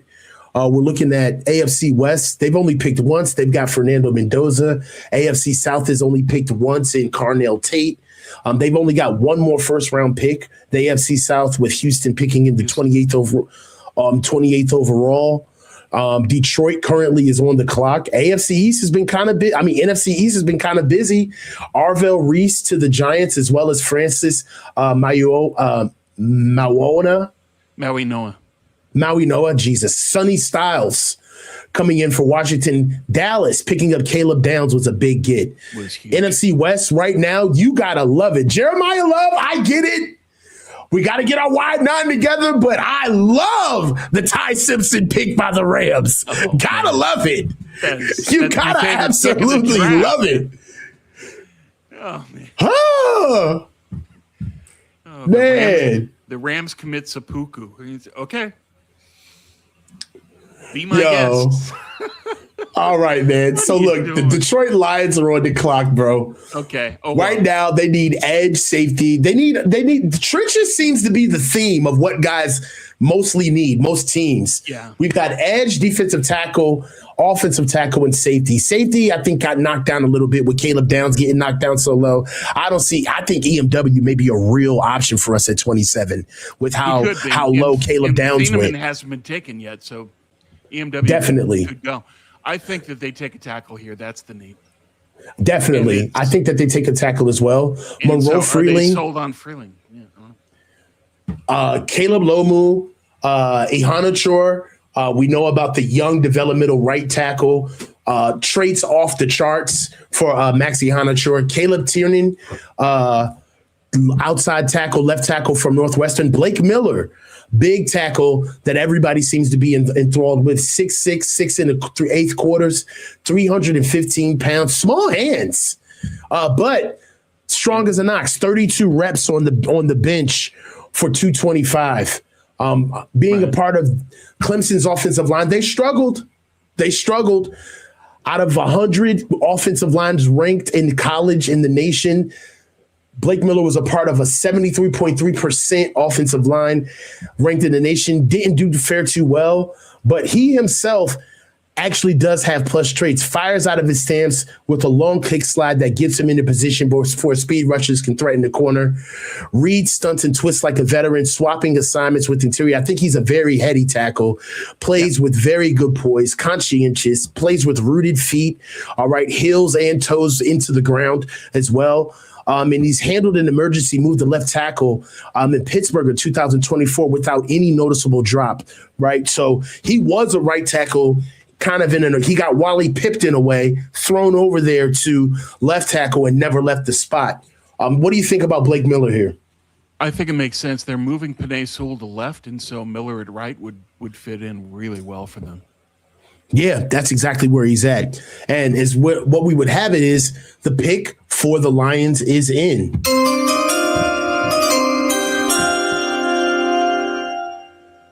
All right. The Detroit Lions are up with their pick. And what we have for them is tackle Blake Miller with the 17th overall pick in the 2026 NFL Draft. The Detroit Lions have selected offensive tackle Blake Miller. Tackles are flying, man. They're going now. Yeah, well, supply and demand, and Detroit had a clear need for it, especially at the right tackle, because they're moving Penei over. So, yeah, it makes sense. It's just a question of who do they prefer, Miller or Freeling? They wanted Freeling, or they wanted. There's been 4 Miller. Tackles taken through 17 picks. There's 3 guys edges left. Yeah. 3 tackles left, and then it's off a cliff. Yeah, so let's go ahead and start looking at what we got left. We got Moreau Freeling, Caleb Lomu, and Max Ianachor, 2 of which are Niners top 30 visit candidates who came in. Caleb Lomu came in for a top 30 visit with the 49ers, as well as Max Ianachor. Let's go over to the SF scouting desk to look at the position groups and where they stand. What other tackles After did we you get look out at? of the Caden top Proctor's 7, been drafted. Yeah. Mm-hmm. There's nothing worth picking. Well, Caleb Tiernan, he's a great technician, but he lacks power and he doesn't have great traits. And after that, it's just, okay, well, this guy's kind of good. The league likes Travis Burke from Memphis, 6'9" guy, big guy. And he's probably the last one. After Burke, I don't think there's anybody the Niners should draft at tackle. It's okay. It's that lacking in talent after that point. So right now the Vikings are on the clock. One thing that I heard you and Damon talking about was offensive tackle, but also defensive tackle, that there weren't going to be any defensive tackles taken off of the board early, especially in the first round. Right now, the Vikings look to be angling that way. What would you think about them possibly getting a defensive tackle here? I don't think they do it because it wasn't part of what they did in the 30 visits. It wasn't something that's been reported. Yeah, every mock draft. We got tired of Caleb Lomu. Yeah, Dylan Thieneman has been in every mock draft from Minnesota forever, months. So you think Dylan Thieneman here? Yeah. Harrison Smith just got summarily shown the door. Yeah, he got dismissed. So, I mean, where are you seeing? Do you think that Dylan Thieneman going 15 overall? Yeah. It makes sense. They need a safety. He fits what they 18th. want to do. Yeah. But he's good value here. The league is high on Thieneman, especially when he ran so fast. The problem is, Jesse has pointed out, and nobody watches more Oregon games than Jesse. What Thieneman ran at Indy is not how he plays in the field. He doesn't play at that speed. No, but not at all. The league is sold on his 40 ton. And that's kind of okay. I like Thieneman at Purdue almost better than at Eugene, but that's me. Yeah. Right now, the Vikings pick is in, and we're moving. So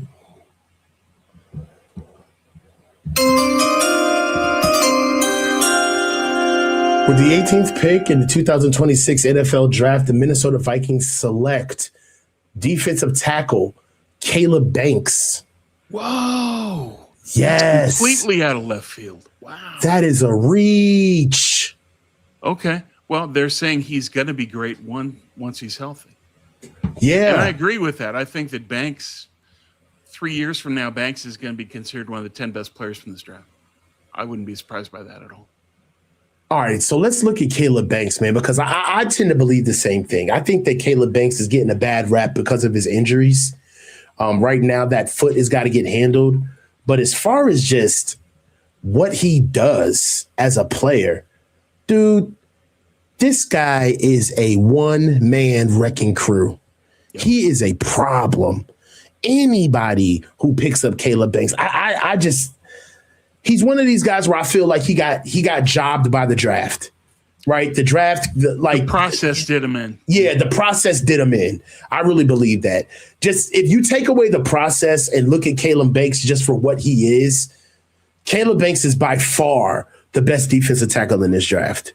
As far as physicality, traits, upside, strength, motor, quickness, strength of power, flexibility, finish, grit. I mean, Caleb Banks is a problem. Yeah. I'm not really mad at this pick for them. What do you think? I think that Caleb Banks and the rest of what they've got in Minnesota depends on what they're going to do with Greenard. They're going to have to do some other stuff at the edge, but put it all together, and I think that Minnesota as a blitzing team that would then have Caleb Banks inside on top of that would really be a problem for teams, because you've got to deal with Banks, and then they're bringing all these blitzers.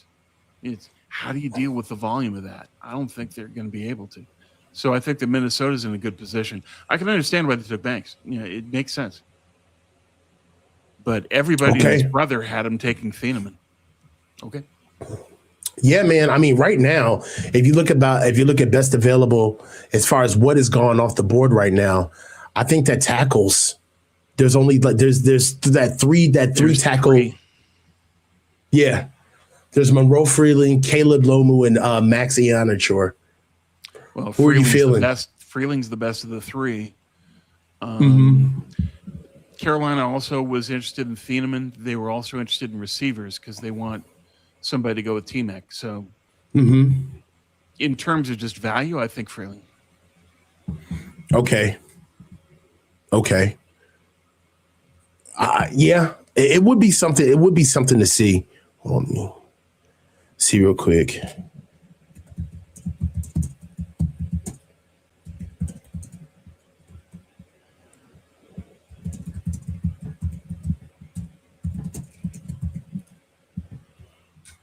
All right, so I think the pick is in for the Panthers. I think Monroe Freeling is a good choice right here. And as a matter of fact, he is.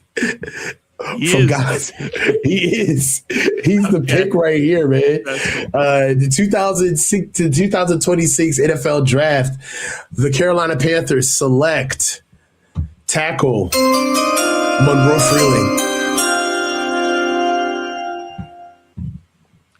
That makes sense. You need to protect your quarterback. You've got a young offense. You got a lot of good pieces. Carolina played really well this year when you consider what they achieved. So adding a tackle, that makes things more secure for them. Yeah. Kyle has to be happy the receivers continue to fall. Yeah, they're falling, which I don't like, which is killer. I mean, what do you think about us possibly? There's only been one guy that we have that's actually fallen off, and that's gotten off the board out of our 70 projected scouted players, and that's Caden Proctor. Yeah. Well, if my theory is correct that Kyle would prefer Concepcion or Cooper, he has to be really happy with how the draft is broken so far. But Concepcion and Cooper could still go between now and the Niner pick. Yeah. Do I want a receiver? No. I would be okay if they take Cooper. I would be less enthused if it's Concepcion, but I get why Kyle would be interested because of the versatility and the speed. Yeah. So definitely, man. Let's see exactly how many people that are gone for us. There's only been one gone, Caden Proctor.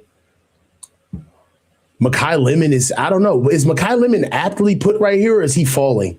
He's falling, Makai which Lemon, is surprising. Mm-hmm. What's surprising is Jordan Tyson got taken before Makai Lemon. I think Makai Lemon is a little overrated myself. He is, but at the same time, he's got a lot of great traits that can work in the league. Yes, you've seen this type of receiver have success recently. So, but teams will want the more physical player. So I understand why they did that. With the Rams taking Simpson, that allowed Lemon to fall, and that's something Kyle wants to see. And we don't, but there we are. So is it possible? Concepcion drops to 27. It's possible. Yeah. And Cooper might too. Who knows? But the thing that I'm looking at is Philly at 23 because normally Howie Roseman trades up. He's done that for the last 5 years.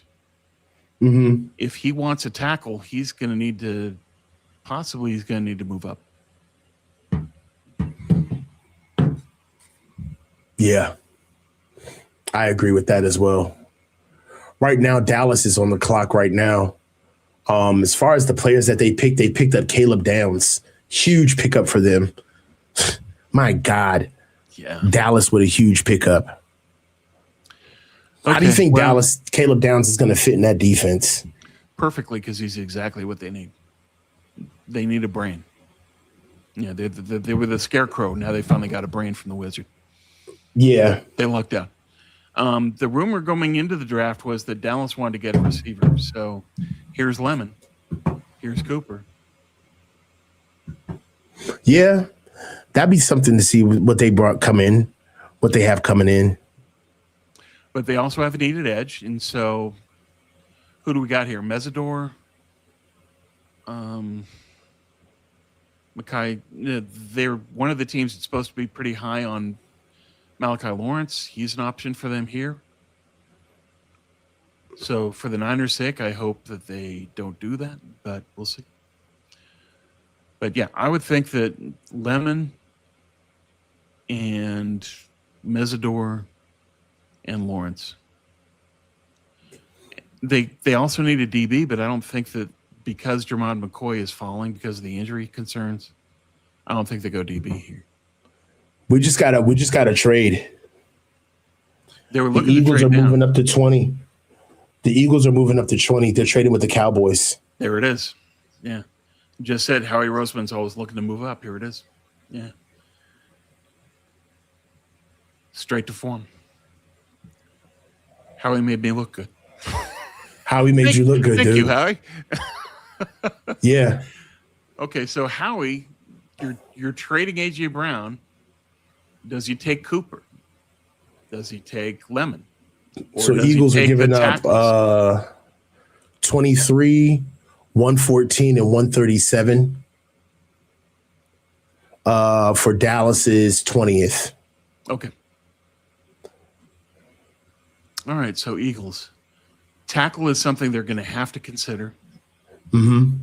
And so given that they have the culture of let a guy sit and develop for a year, Ihanachor is in play here. I don't know, Tom. That's a Howie Roseman pick, but Philly is in a now window, so they might not. So we look at it and we just say, edge, I don't think there's an edge they like here. No, I don't me think neither. Lawrence really fits what Howie would want. Could Eagles go O-line here? You know they love O-line. Yeah. So I'm thinking that one of the tackles is probably the move, and we'll see which one. Ihanachor I wouldn't rule out just because it's Howie Roseman and they sit guys for a year anyway. But if he's being true to what the Eagles need, of being a now window contender, they probably want to take another one of the tackles instead. Yeah. The pick is in for the Eagles. We're going to see exactly what they have right now. Eagles have traded up, which is crazy. They always do. Yeah. With the 20th pick in the 2026 NFL Draft, the Philadelphia Eagles select Mekhi Lemon, receiver, USC. Okay. Well, because they're dealing AJ, but Mekhi Lemon is not the physical player that AJ is by any stretch. No. So how are they going to add that? I would love to see. So let's go to the Team HQ and look at the Eagles real quick while the Pittsburgh Steelers are on the clock. All right. So if this isn't the end for AJ Brown, they picked up Hollywood Brown. Okay. They got some bodies over here in the receiving room right now. They got Mekhi Lemon just added, AJ Brown, Devontae Smith, and they got Hollywood Brown. They picked them up. What do you think about this move for the Eagles? They had other moves. They had other needs, right? Yeah. They needed an edge. Lord knows they need a tackle, safety. I don't get it. Receiver was immediate need. Wasn't an immediate need for them. Yeah, well, their needs safety. They could have gone Thieneman here and didn't, or EMW and didn't. Edge, I don't think that there was anybody that fits what Roseman likes to do, but Lemon is kind of soft. Maybe the thinking is that he can be a Puka type, that he's somebody that can just, through his route running and his creativity, can create holes in a defense, and then you throw to him. But they lost something in physicality, and AJ Brown out, Mekhi Lemon in. That's not a clean exchange. Yeah, I think this may spell the end for AJ Brown in Philly, man. Oh, it does. And there's been a lot of talk that AJ Brown to New England as of June 1st is going to happen. Really? Yeah. New England, that'd be a big pickup for them. Yeah, helps Pittsburgh. Drake May a lot. Oddly enough, this is where I had Ty Simpson going at the earliest. Okay, me too. I had Ty Simpson going 21 to the Steelers. That's all but dead. They need a tight end. I don't know if Eli Stowers will be way too hard for them. Yeah, you don't do this. There's no more. You know what I see right here for them, for Pittsburgh? I see my man CJ Allen or Jay Golden. That'd be interesting. CJ Allen here, I think that he would fit. He's a Pittsburgh-style player. Mm-hmm. Sideline to sideline, smart. That's the kind of linebackers they like. But the word is that they're looking for line, that they want to go tackle, and there's not many left. So it's a question of, do they like Lomu? I don't know. They've had guys like Max Starks and big tackles. 6'6", 313. He does lack a lot of power. He's truly an outside zone tackle. Right. I just don't know if he has core power strength. He doesn't. Yeah.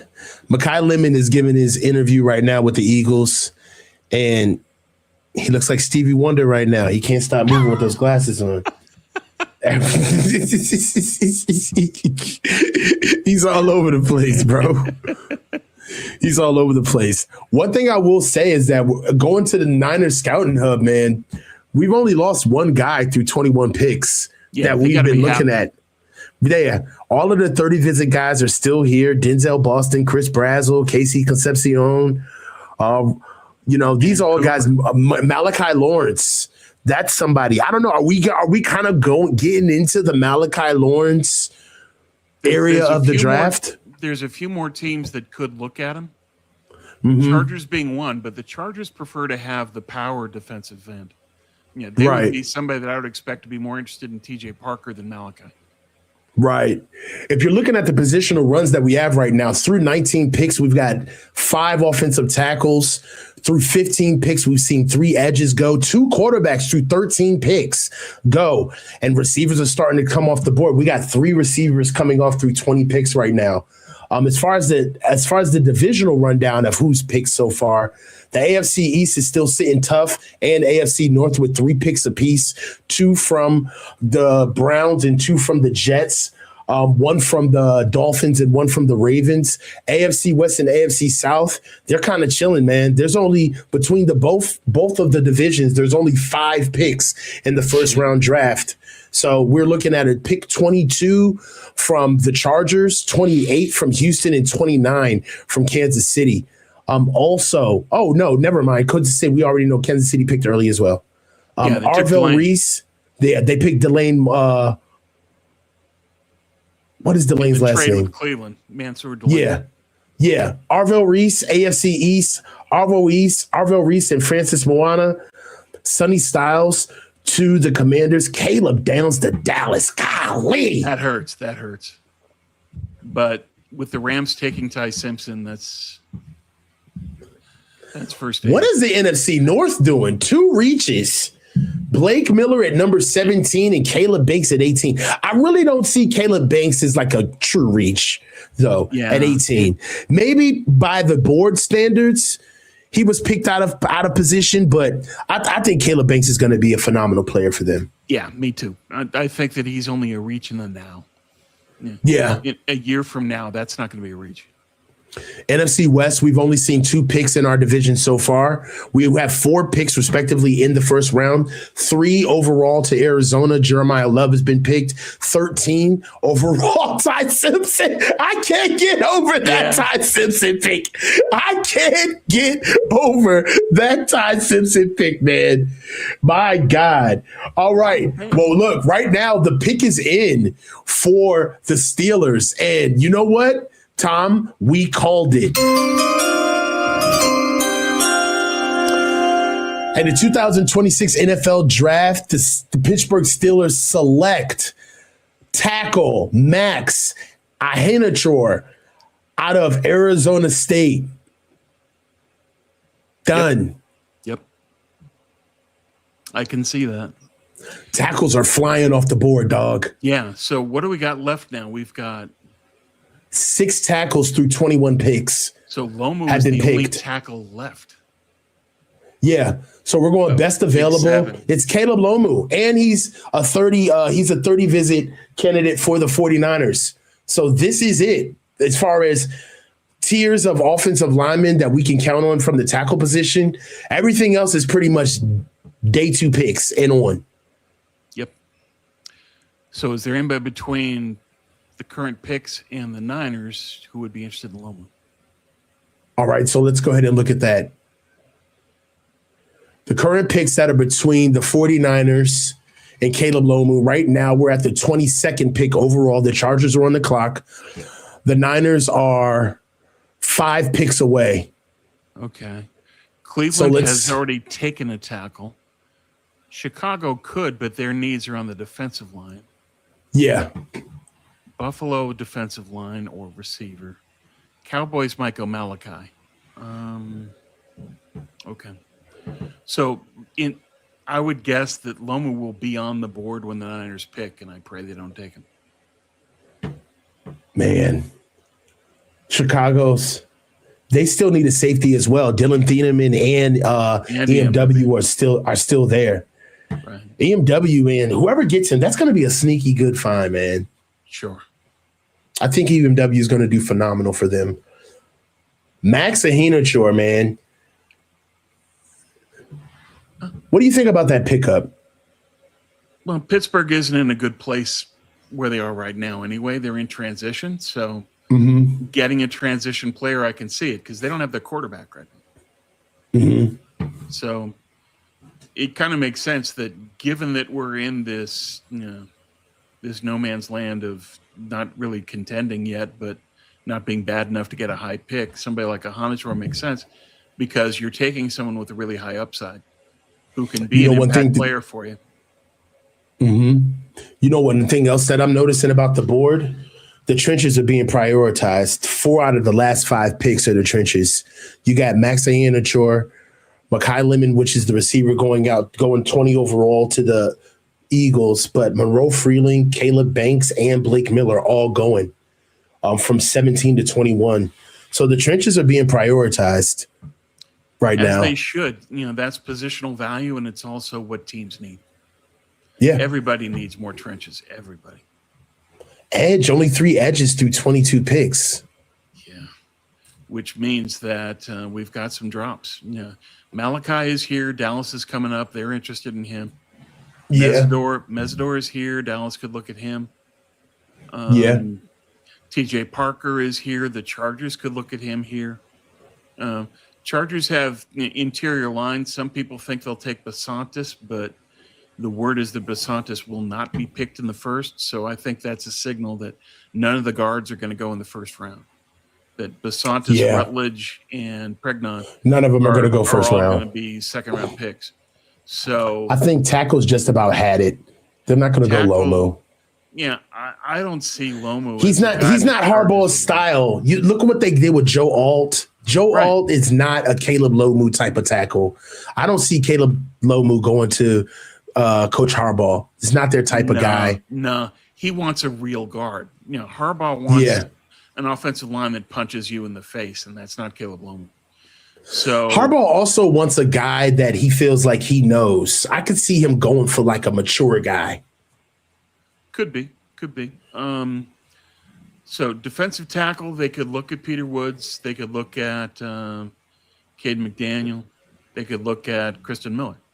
Edge, Lawrence, TJ Parker fits their style more than Lawrence would. So I would say it's among those guys.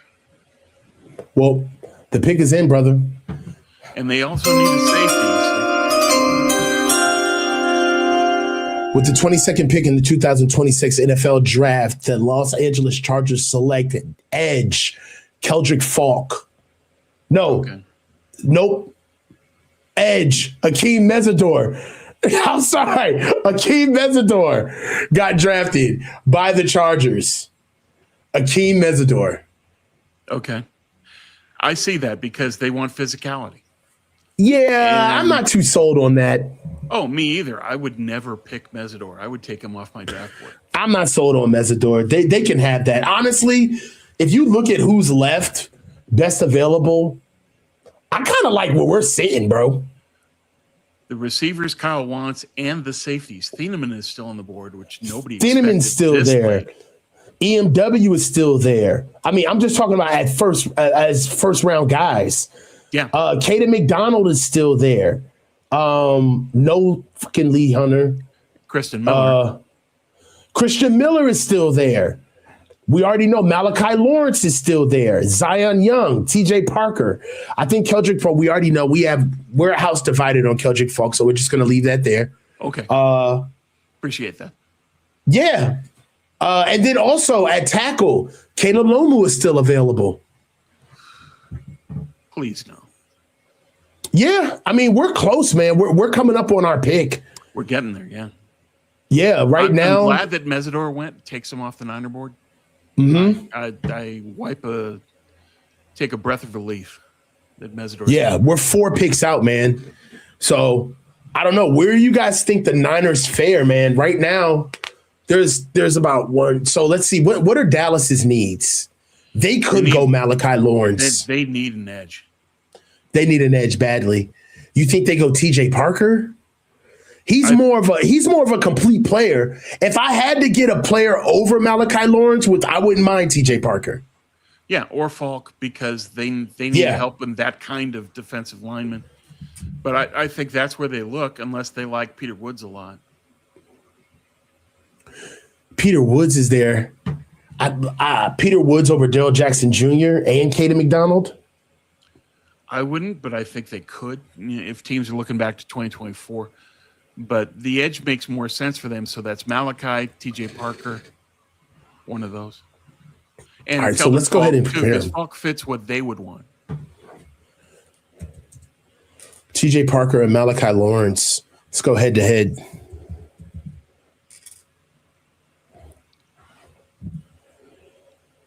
(6'3", 6'4", God, they're literally an inch apart. Malachi Lawrence is 6'4". TJ Parker is 6'3".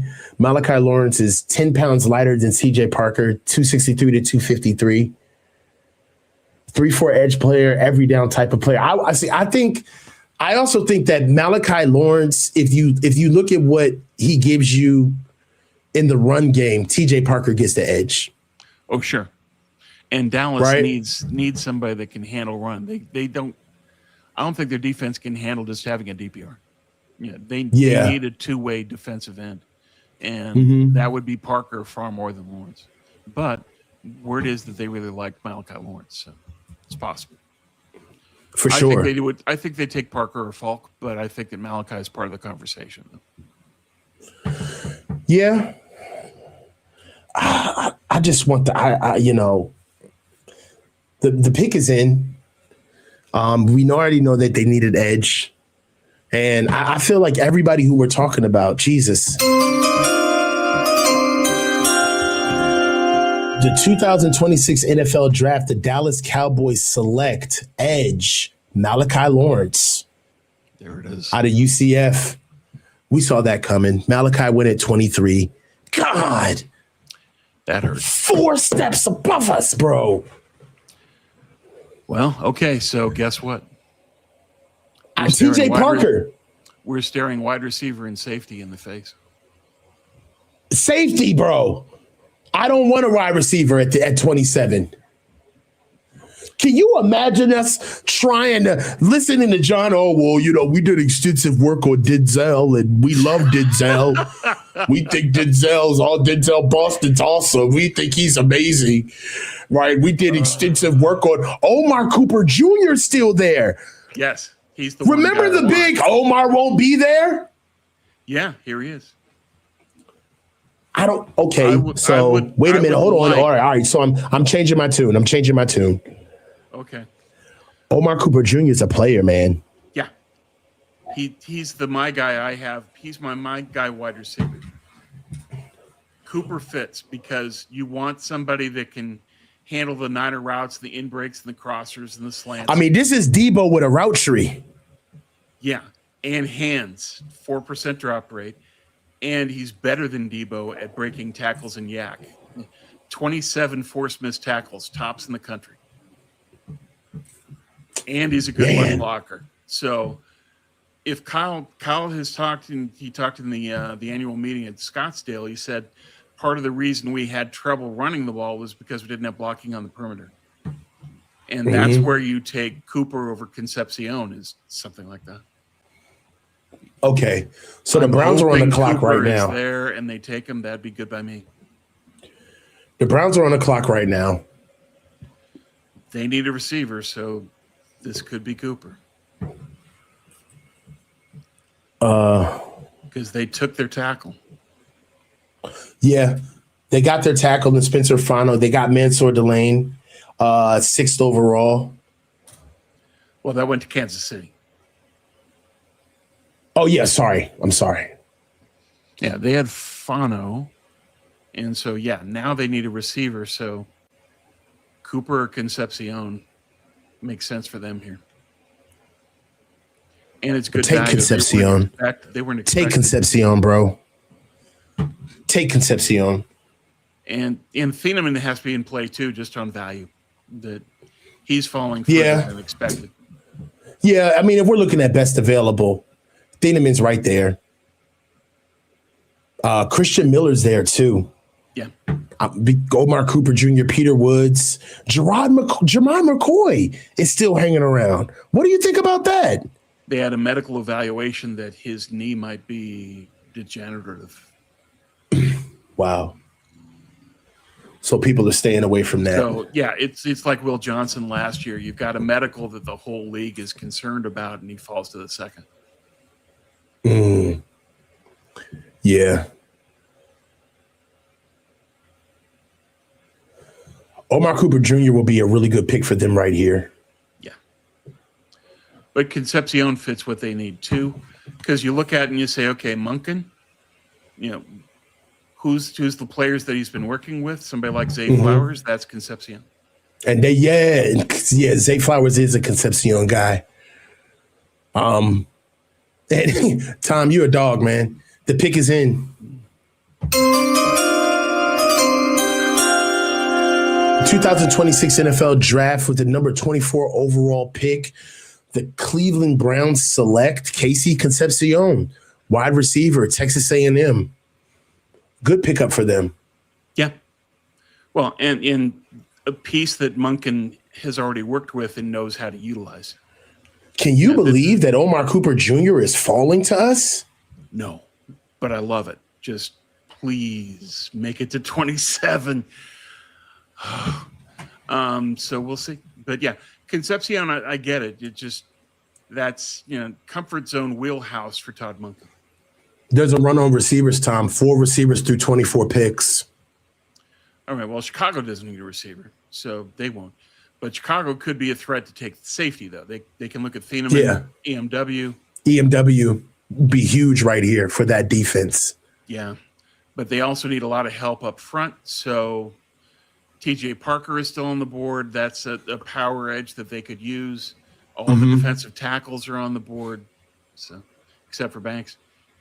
Yeah, they need a receiver, but I don't think that the receiver is close enough in need in terms of, if you rate it on 1 to 10, safety for them is a 10, defensive tackle is a 10, edge is a 10, receiver is like 7, 8. For sure. If you're looking at what safeties are available right now, EMW is there for them. If we go to the scouts desk to see exactly how these guys are faring right now, Dylan Thieneman's right there. EMW is there for them as well. They do need a defensive tackle. Caden McDonald hasn't been touched. Christian Miller hasn't been touched. Peter Woods is available. I think all of those guys are going to go a little bit lower. And I don't know how they feel about safeties. I'm shocked that Caleb Downs, even though Caleb Downs went top 10, did he go 11? He went 11. Dallas traded up from 12 to 11 to get him. Yeah. But you look at this and you got to say, best player available right now is safety. Yeah. If we're looking at best player available, I would say, Dylan Thieneman as far as DBs are concerned. But you don't like Jamar McCoy, the medical. So we got to watch out for Jamar McCoy. But, D tackle is a position group that really hasn't been touched at all outside of Caleb Banks. Yeah. They need D tackle and edge. They need power up front. Because look at what the Niners did when they played Chicago. It was just straight down the field. Yeah. So we got to see exactly how this fares out. Casey Concepcion to the Browns. I'll take it. I'm not going to lie. There's just some people that I'm just glad teams are taking out of our – just get them out of the way. I'm the same way. Please take this player before us. Please take him. Yeah, just take him before us, bro. Let's do something about this. Can somebody take Lomu? Yeah. It will kill me. Who have the Bears picked Cooper, up so far? If Cooper is on the board and they take Lomu, shoot me now. Yeah. Right now, we're looking at what we've seen so far. The Bears haven't picked yet so far. So this is their first pick of the draft. Right. Safety is a big need for them. EMW's right there. Yeah, we already see Thieneman's dropping. It'd be a good value. We're already calling it out on our board. They haven't picked up anything yet. I think we went a little too fast. We're way ahead of the broadcast. Oh, okay. I am nervous, bro.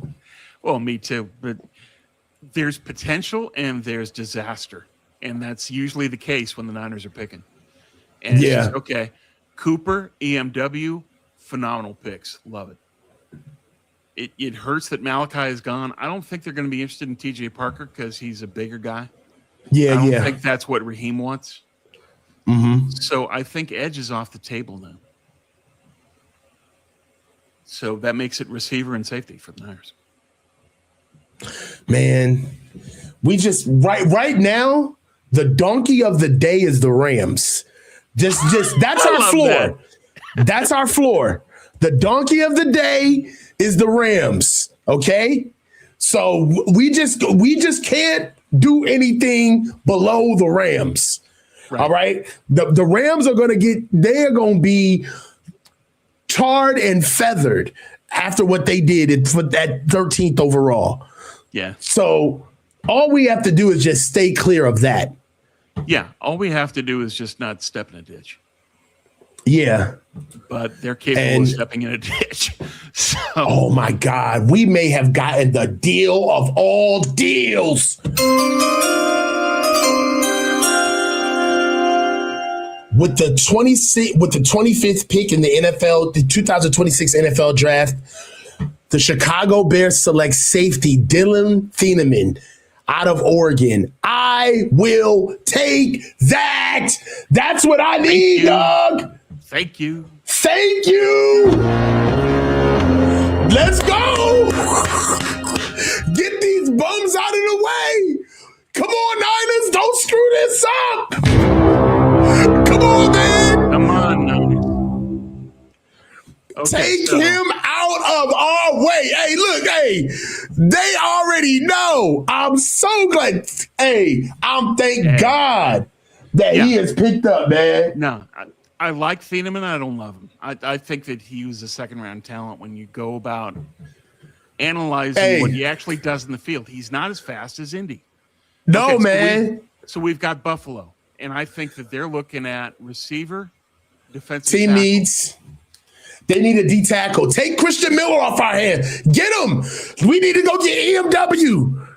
Yeah, well, they're linked to McDonald is one of the players they like. I think Christian Miller would be a great pick for them here. Yeah, Christian Miller would be huge for the Bills.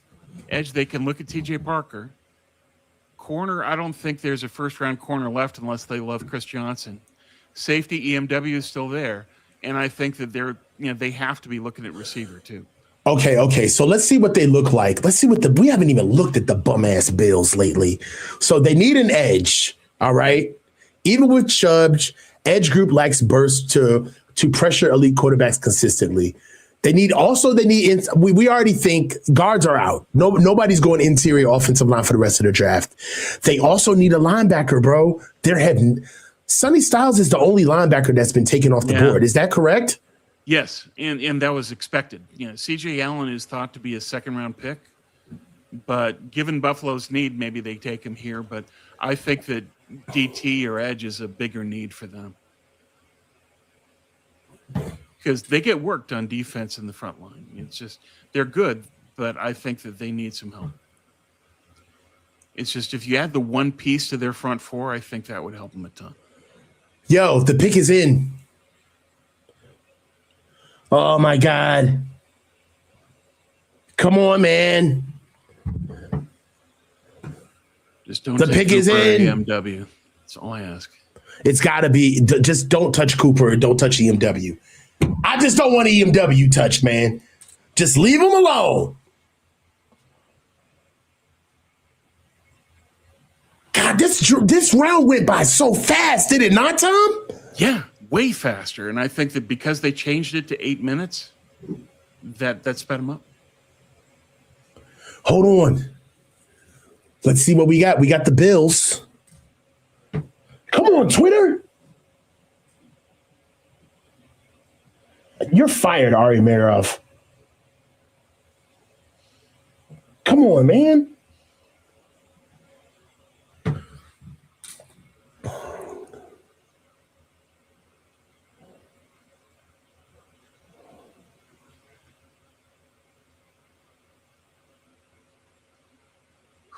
The Bills are on the clock. The pick is in, though. Okay. Well, they can't take both of them. So whoever lasts to 27, I'm hoping it's EMW, but I'm perfectly happy with Cooper, too. Hold on, man. Hold on. I feel like I'm reading a lot of stuff that I don't want to say out loud. All right. Well, just hold it in. Keep me in suspense. I don't want to know. All right. Hold on. So right now, I think the Bills made their pick. I think I know the pick, but I don't want to just out it out without it being true. Hold on. Houston traded up from 28 to 26. Hold on. Okay. What do we got? Houston needs defensive tackle, offensive line. All right. Texans just jumped us. What's the trade shit?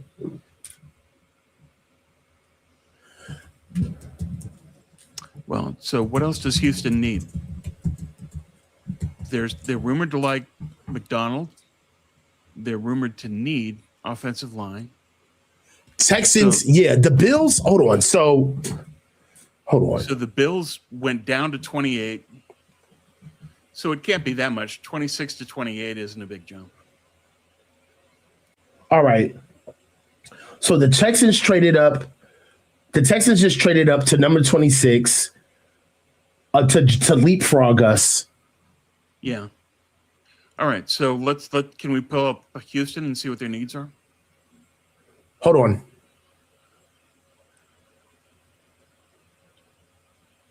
The Texans are up. The pick is in. I got to get the trade information, though. Okay.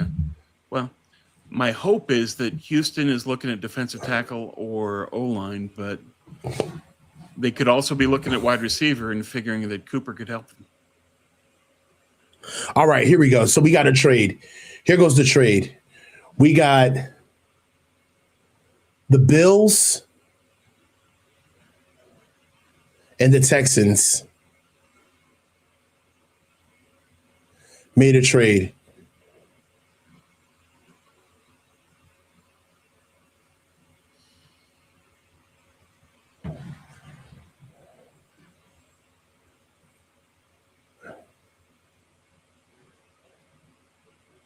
All right, so the Bills and the Texans made a trade.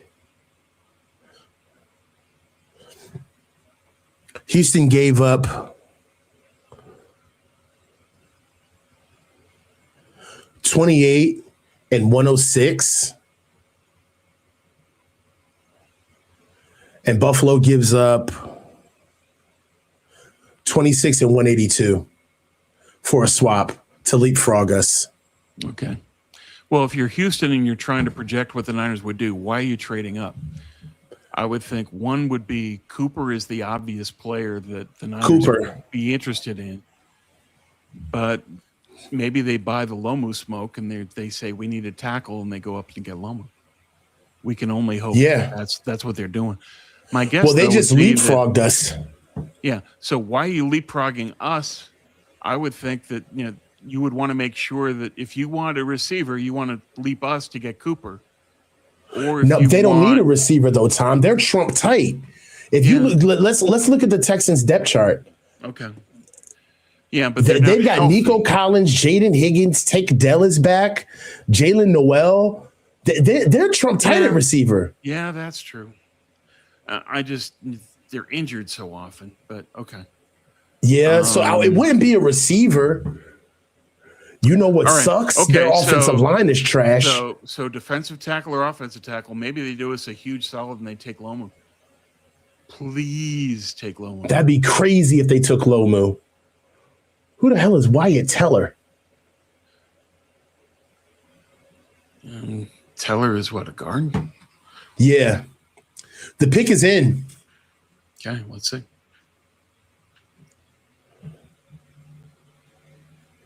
All right. With the 26th pick in the NFL draft. Wow. The Houston Texans select guard Keelan Rutledge out of Georgia Tech. Okay. They were worried the Niners were going to go guard. That makes sense.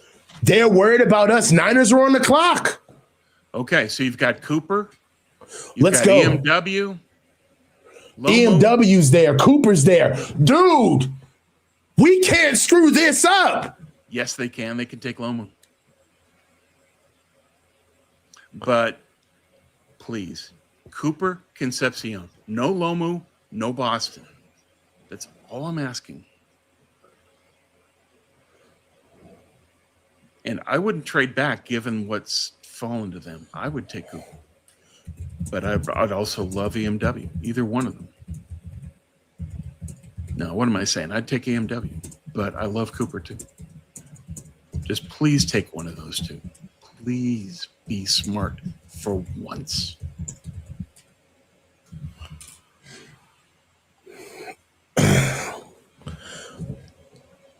All right, so Niners are on the clock right now.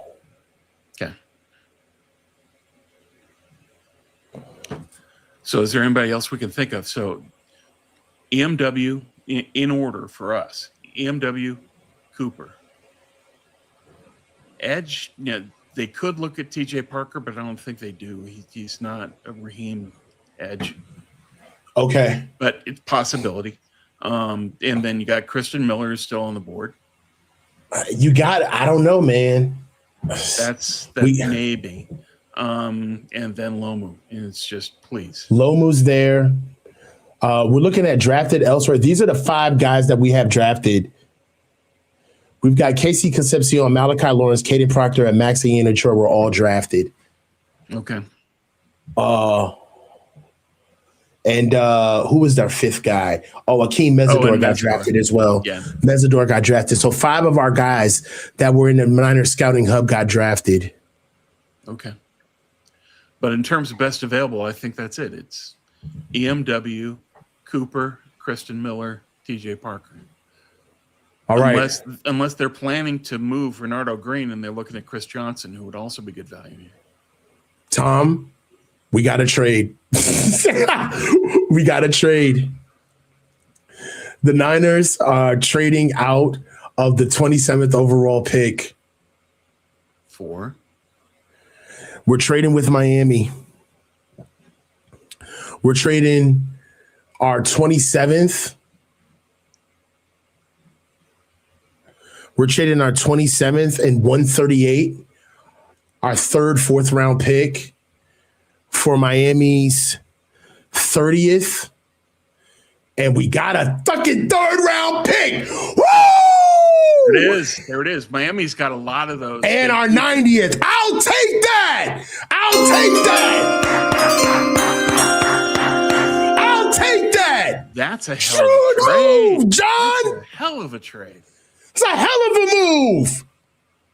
I'll take that. They could get that kind of value at 20. Now that's a move. Yeah. That is a move. And they've still got a pick at 30, so they still got a good shot at Cooper and EMW. Bro, way to coordinate. Well, the secret is you got to coordinate. You got to coordinate. You got to coordinate. Yes, that's what you do. You got to coordinate. Way to coordinate. Niners in here with a 3rd round pick now. I see you, John. Oh, man. Okay, so what's the exact trade? It's 27 and 138. The exact trade is 27 and 138 for 30 and 90. Oh, man. I'll take it. Beautiful. 3 spots to get back on the dance floor? Yes, please. Yeah. Okay. They get that 3rd rounder back, which is huge. And we picked up another pick. We got 7 picks. Well, they gave 2, they got 2. Damn it. Sorry. They can still make other trades, though. They can still add some more. I'll take that. Yeah. I like that pick. That's a beautiful trade. Beautiful trade. You go down 3 picks and you add a 3rd. And 90 is a sweet spot for who they like at safety and running back. The pick is in with Miami. Who'd they go up for? Wow. This one's kind of crazy. With the 27th pick in the 2026 draft, the Miami Dolphins go up to go get cornerback Chris Johnson. Okay. From San Diego State. That's a big kid, 6 foot, 193. I get it. A little bit of a reach. I don't think so. I think that, I had Johnson going to the Seahawks. So I had him going to 32. Incredible production, great mindset, and he's from my alma mater. Undergrad San Diego State, Hail Monty, Niners. Niners. Great Dog. trade. EMW at 30, Tom? They can do that. And Cooper is still there. Damn. Man, this is what I'm talking about. Yeah. Shrewd moves. Yeah. As long as Cooper and EMW are still on the board, I've got hope. Great move, man. But yeah, 90, EMW, Omar Cooper Jr.'s there. Everybody else is a wash, basically. Yeah. Yeah. So 90, who can you get? Bud Clark, safety. Emmett Johnson, running back, Nebraska. Mike Washington, running back, Arkansas. Look at us talking about who we can get at 90. Look at us. Look at us. Yeah. Who would have ever thought? Look at us talking about a third-round pick. I love it. Look at us. I love it. Who's got it better than us, Tom? We got a third-round pick. Nobody.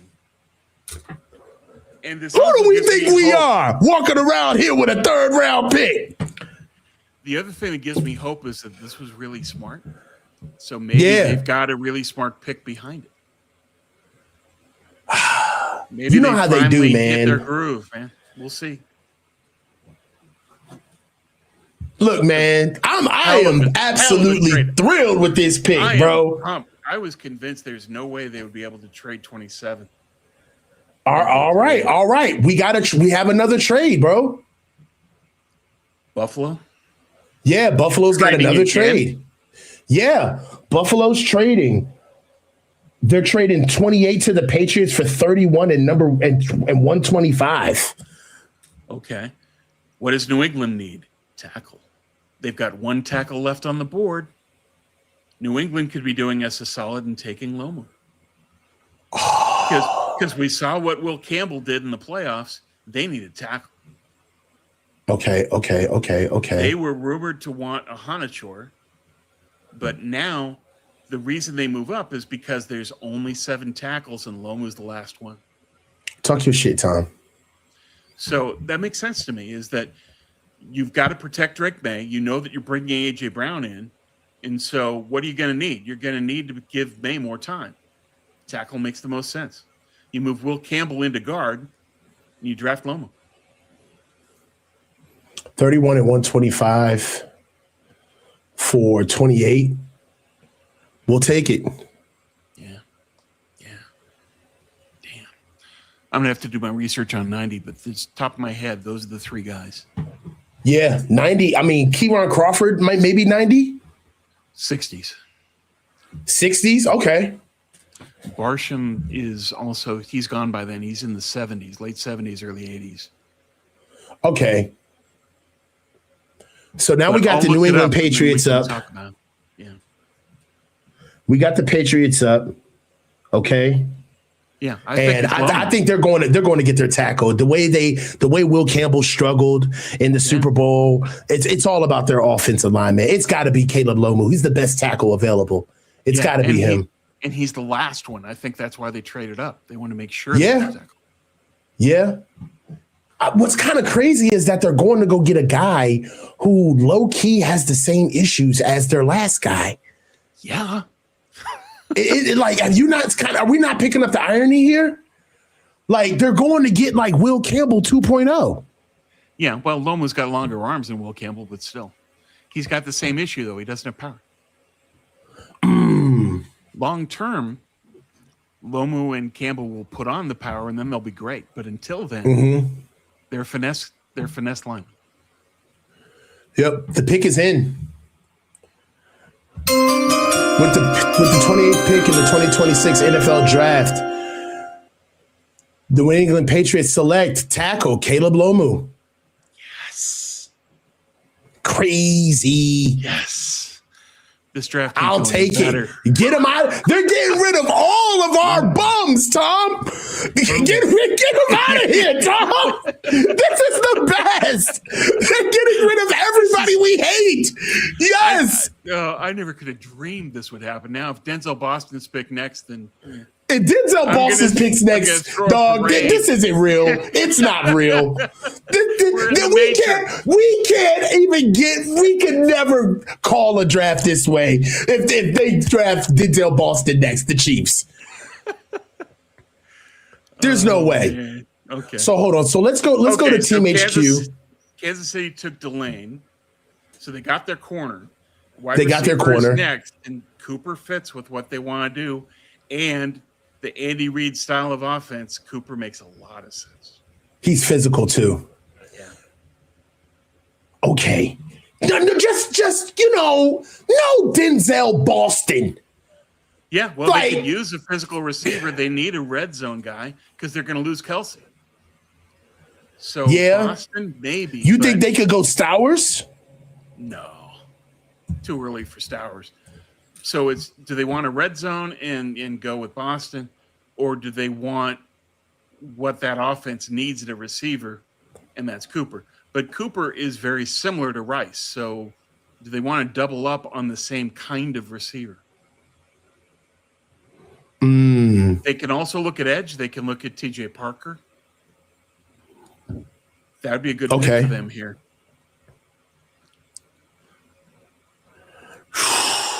But offensive line is out, and the word was that Andy Reid wanted to get a lineman in this draft. Out of luck. They're gone. Nah, linemen are all gone. That's a wrap.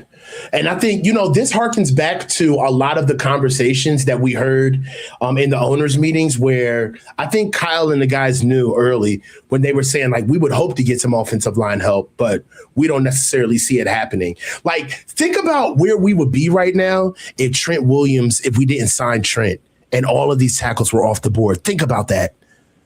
Think about where we would really be right now if we did not have Trent on the roster signed. Yeah, well, if Trent had said that, no, I'm going to leave or just move off, then I think that what they could have done was sign Taylor Decker. That's what I would do. He's still available in free agency. He's a good tackle, started a lot for the Lions. I would take Taylor Decker instead of drafting a tackle. Yeah. Caden McDonald's there. Christian Miller is there as well. Yeah. That's a big one. Yeah. But Kansas City, I would think that the one that makes sense to me is TJ Parker because they need an edge. Yeah, TJ Parker would make sense, but you also know they got Chris Jones, man. They need some help on the interior. They just can't keep relying on Chris Jones. Yeah, and Jones is getting up there. So McDonald, Woods, Miller, all of those guys are possibilities. I think all of those four players in the D-line make sense for them. Along with look, Cooper. they picked up Omar Norman last year. They don't really have a lot. Again, this is why you need to be locked in with the coaches huddle to see all of this beautiful work that we did for you guys to get together our war room. All right. Well, we could be able to pluck out the individual position groups of the teams that we're looking at. If you just look at the D line for the Chiefs, it's pretty bad, bro. Yeah, that's why they need. I look at that and say, okay, you got Karlaftis and Jones and nothing else. So I think that it's an equal need for them to go D tackle or edge. Parker fits with what they need, but D tackle is highest value because Banks is the only D tackle that's gone. Now, you can make a good argument for Christian Miller here. Okay. I think those would be that. So Miller, TJ Parker, Cooper, one of them. All right. Hey, well, the pick is in. So this ought to be good. With the 29th pick in the 2026 NFL Draft, the Kansas City Chiefs select defensive tackle Peter Woods. Peter Woods. Okay. Peter Woods. Okay. All right. So they took think Peter Miller's Woods. a better player, but Woods is a good pick for them too. We're on the clock, finally. And Cooper and EMW are still there. Please, EMW and Cooper. Oh, my God. Please. They're all still here. Omar Cooper Jr. is still here. EMW is still here. Christian Miller. Dominique. That's the stretch right now for 30. Where could they go? Edge? I don't know. TJ Parker at 30? That'd be a little too rich. No. Because I think that now that Lawrence is off the board, the edge that they're going to want is Jayshon Barham, but he's 76. So they can trade back again. They can take another position. They can look at Cooper and EMW. But to me, those are the obvious two picks here. That's the highest value. Where else do you go? If not those two guys, who? I don't know, man. I mean, EMW's there. You know, getting a first round pick would be huge right here with what we got. We have a lot of options to pick. The Chiefs selected Peter Woods. That's it. So we're on the clock, dude. It's on. Wow. Okay. So, oh my God, Peter Woods' whole draft party. They look like a no limit party. It's a puffy party. All white. Okay. Whatever. All right, so we're on the clock now. Okay, so 1, EMW, 2, Cooper Jr., 3, Miller. EMW, Cooper, no Denzel Boston, hell no. No way. Edge, maybe Zion Young? No. Zion Young is a solid edge.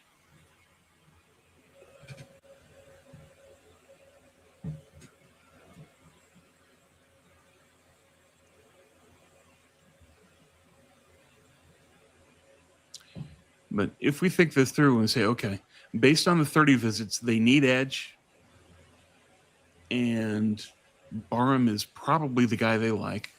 Crawford is also there. So Crawford is 64. Barham is 76. Mm-hmm. They've got 58. So they could use 58 and take Crawford. But if they wanted to take Barham, that's a bit too much of a reach. So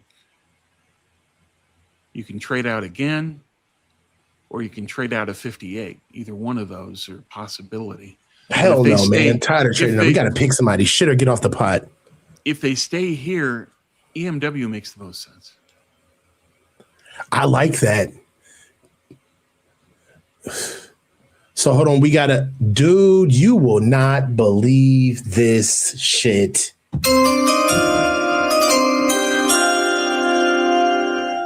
We got a trade back.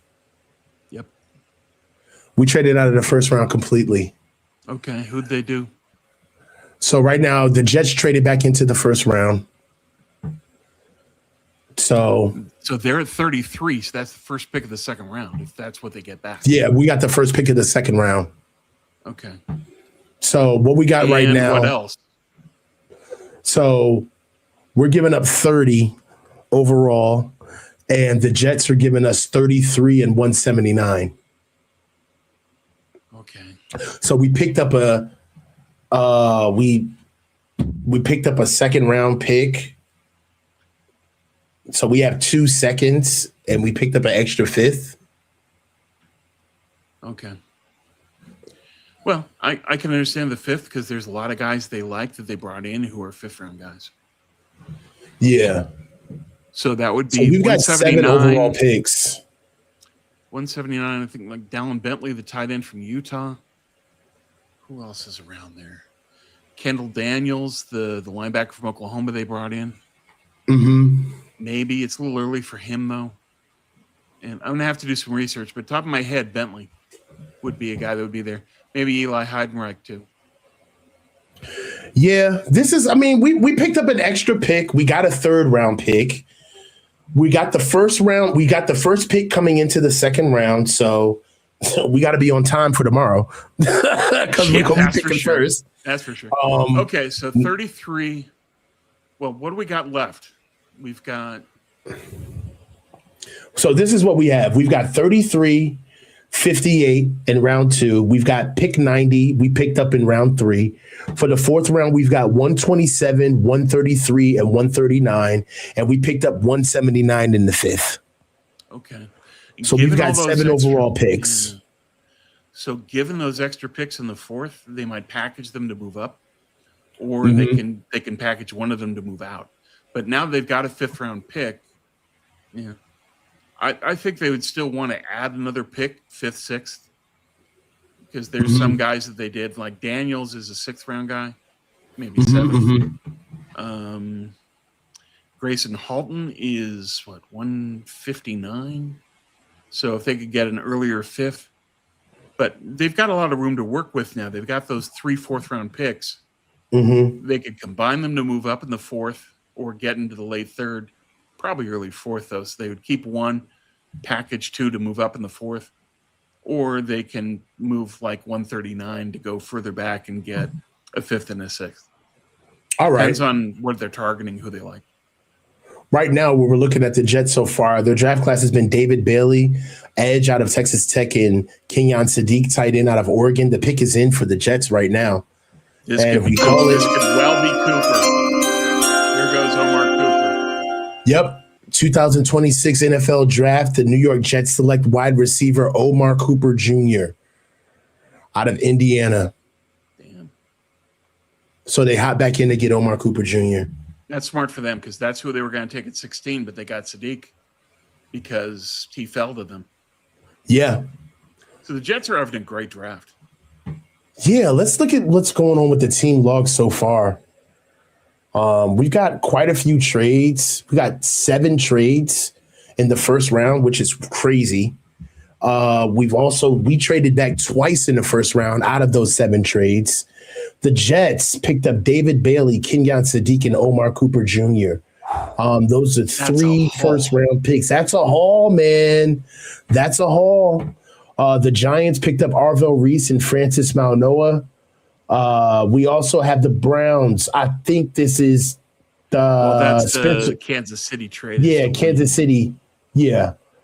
We have the Commanders picking up Sonny Styles, Jordan Tyson.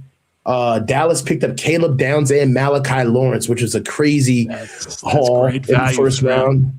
I don't know about Dolphins picking up Caden Proctor and Chris Johnson, corner out of San Diego State. The Rams. I like both of those players. It's just they may not hit the ground running, though. And then the Rams take Simpson.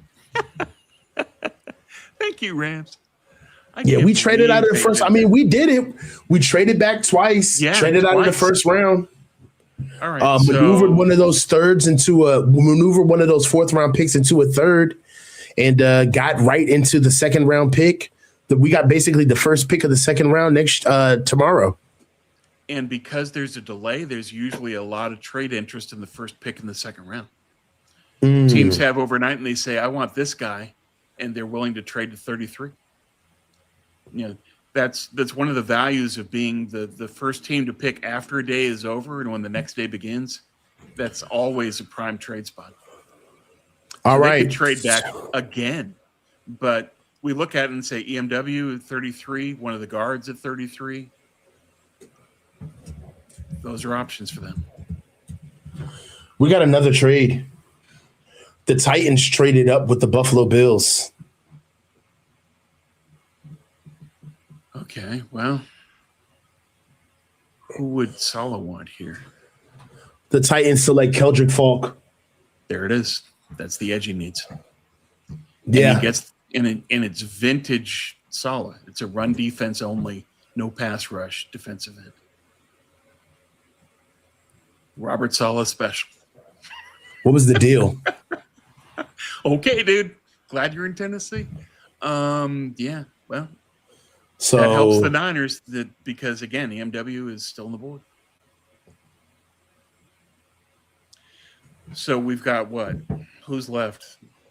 New England traded up. Buffalo gave up their number 1 overall pick. What did the Titans give up? Bills got 33, 66, and 101. Bills got 35, 66, and 101. Okay. What? 66? Yeah.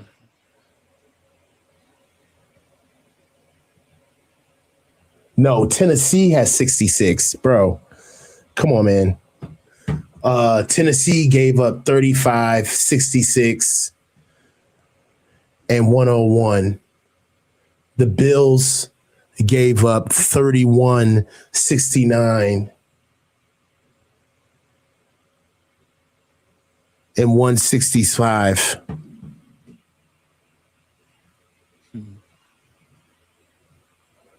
Oh, hold on, man. You wrote it backwards, bro. That's not what you said. Dylan, good help is hard to find, man. Yeah. It's in plain text. Jesus Christ. Just connect the dots for us, please. Just get it accurate. Yeah, bro. Like, it's okay, Keldrick Falk. Yeah, and that's vintage Sala right there. So now the Seahawks are on the clock finally to close it out. Yeah. Now, word is that they want to trade back because they've only got 4 picks. And so I think that's what they're going to try to do. Whether they can do that, we'll see. But a lot of teams have been willing to trade up here in late first. So maybe that's what they can get done too. But they liked Chris Johnson, who just got picked ahead of them. So the guy they wanted is gone. All the more reason for them to trade back. However, I will point out this. Mike McDonald, he lost his safety. He's got Eamon Worry. He can add EMW right here. It's crazy that EMW is falling. Yeah. Safeties always do. Thieneman fell. Downs fell. EMW fell. Yeah. We got a couple of some reaches here. But I think we're coming up on the last pick of the draft, man. Yeah, I don't think the Seahawks are trading. Okay. Well, the word here in Seattle is that that's what they wanted to do. Whether they could pull it off or not, who knows? But damn, if they take EMW, thank you.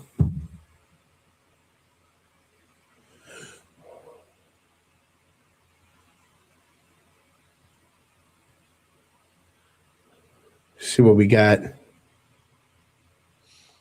Well, they also need guard. They also need edge. So they could be looking at Pregnon, Basantis, EMW, Jermon McCoy if they want to roll the dice, Avion Terrell. They've got options. How do you feel about their backfield now that they lost K-Dub? Yeah, they're counting a lot on Charbonnet, but he's not necessarily durable. You know, the word is that they want to take him back, but they don't want to take him now. All right, so right now the pick is in. This is it, Tom. Okay. Tom, this has been a good one, brother. Absolutely. Hell of a draft, man. Great time. And we'll be able to rock it out tomorrow, man, and close this one out the right way, man. So here we go. With the 32nd overall pick in the 2026 NFL Draft, the Seattle Seahawks select running back Jadarian Price out of Notre Dame. Well, I get that because he's a breakaway back, so he fits in replacing Kenneth Walker.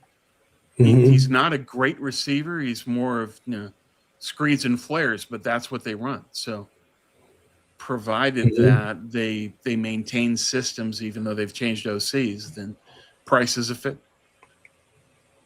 Yeah, he's man. a great back. He's a great back. It's just that I think he's limited as a receiver, but they want to run, and so Price fits. Hey, man, today was a good one, Tom. We definitely got the draft locked in, man. We're able to, and what's awesome about it is that we get to start tomorrow right in the same spot where we wanted to with the Niners on the clock. It's going to be a good one. We're starting round 2 tomorrow with the 33rd pick. It's been a long day, guys. Guys, one thing that I just want to let you know is that me, my Tom, Chunder Boy, all of this that we've set up has been a group effort on us getting together the draft war room with you guys. We hope you guys really enjoyed it. We got 2 more days of this to give you guys as much of content and as much work as we can give you guys. And it's been a good one, man. How do you feel about the draft so far, man? I love it. I love what they've done. They've positioned themselves beautifully. They can get their best player, and they've got the picks that they needed. 90 is a great value pick for them to acquire. But in talking about everybody, kudos to you, Coach. You took 8 months of just pure love and poured it into this war room, and it's amazing. Thank you, man. This was an incredible part to be a part of this with this engine has been so much fun. And it's been a phenomenal time. Joy to spend the time with you talking with a fellow Niner diehard that really knows the game well. It's just it's been a pleasure. Thank you. Thank you, man. Hey, so let's go ahead and get some of these super chats out of the way. We got some guys that have been talking to us the entire time. So let's go ahead and get them out the way. All right. We got Alex Maya, 5,300. What's up, guys? I just got here. I can't wait for a great vid. Exactly, man. The first round of this year's draft was awesome. Ajax, coach, we got to start grading these fools. We do. Matt 268, thank you for streaming tonight. No problem. Thank you for watching. Yeah. Thank every last one of you for pouring into us, for coming here. Today couldn't have been a better start to the draft, and it was a success. I thank every last one of you guys for showing your support. We have Golvin, member for 9 months. Thank you. 49ers trade up for Lemon. No way. Get out of here. Alex Maya, 5,300. Why, when, where? Coach, please. No wide receiver Kyle. Thank you. Thank you. Aurelio Estrui, I think. Love both of you on Grant. This is literally the best draft show I've ever watched. That is the feedback that we want to see. Thank you so much. We want to give you guys the best content. Much. We want to be unique, guys. We want to be one of one, and we try our best to give you that. We could be cookie cutter. We could have just got on StreamYard and split screened it, but we wanted to give you guys something interactive, give you guys something where you felt the work, right? J Troop 199. This is Larry's ideal draft. Larry's on cloud 9. Oh man, all of the trade backs. Alex, that's classic, isn't it? That's perfect, and it is. And the thing is that Larry would keep trading back. He'd trade back from 33. He'd trade back from whatever the next pick is. He'd keep trading back. Larry wants to duplicate the 86 draft. He wants to just keep trading back. Yeah, Larry just wants to trade back, man. So Alex Maya, 5,300. Fuck it, I'm all right with this so far. Yeah. I'm not too mad at it. I'm not mad at it. Once you see what's available at 33, I'm not mad at it. I know. I get that all the time. I'm sorry. Larry Sauce 33. Keep moving down. Load up on 7th. Yo, that's hilarious. Stevie Lewis, J9T. Back to Vrabel Racinu binge till tomorrow. Yeah. That's going to be crazy. And then also Gajira Javon Jinx, $5. Thank you. Read the chat, coach. You were 5 minutes behind all night long. This show would be great if you were just more timely. We knew news so much before you. Hey, man, I got YouTube, me entering this stuff in manually, watching television, and getting it off of stream and getting it off of social media, guys. Well, I think Gojira made that comment early on before you had switched over to just getting everything off of Twitter. That's true. We streamlined it, and then tomorrow, no more television takes. We're going straight from Twitter. It's much better. We don't need to hear the yakety yaks anyway. It was much better from us just getting the raw information. So it was much better that way. Also, wanted to throw my guy in here, Chunder Boy. Amen. He came in here and gave us so much timely information, helping me out with the trades, and being here to give me so many critiques and a positive feedback on helping me out with the draft engine.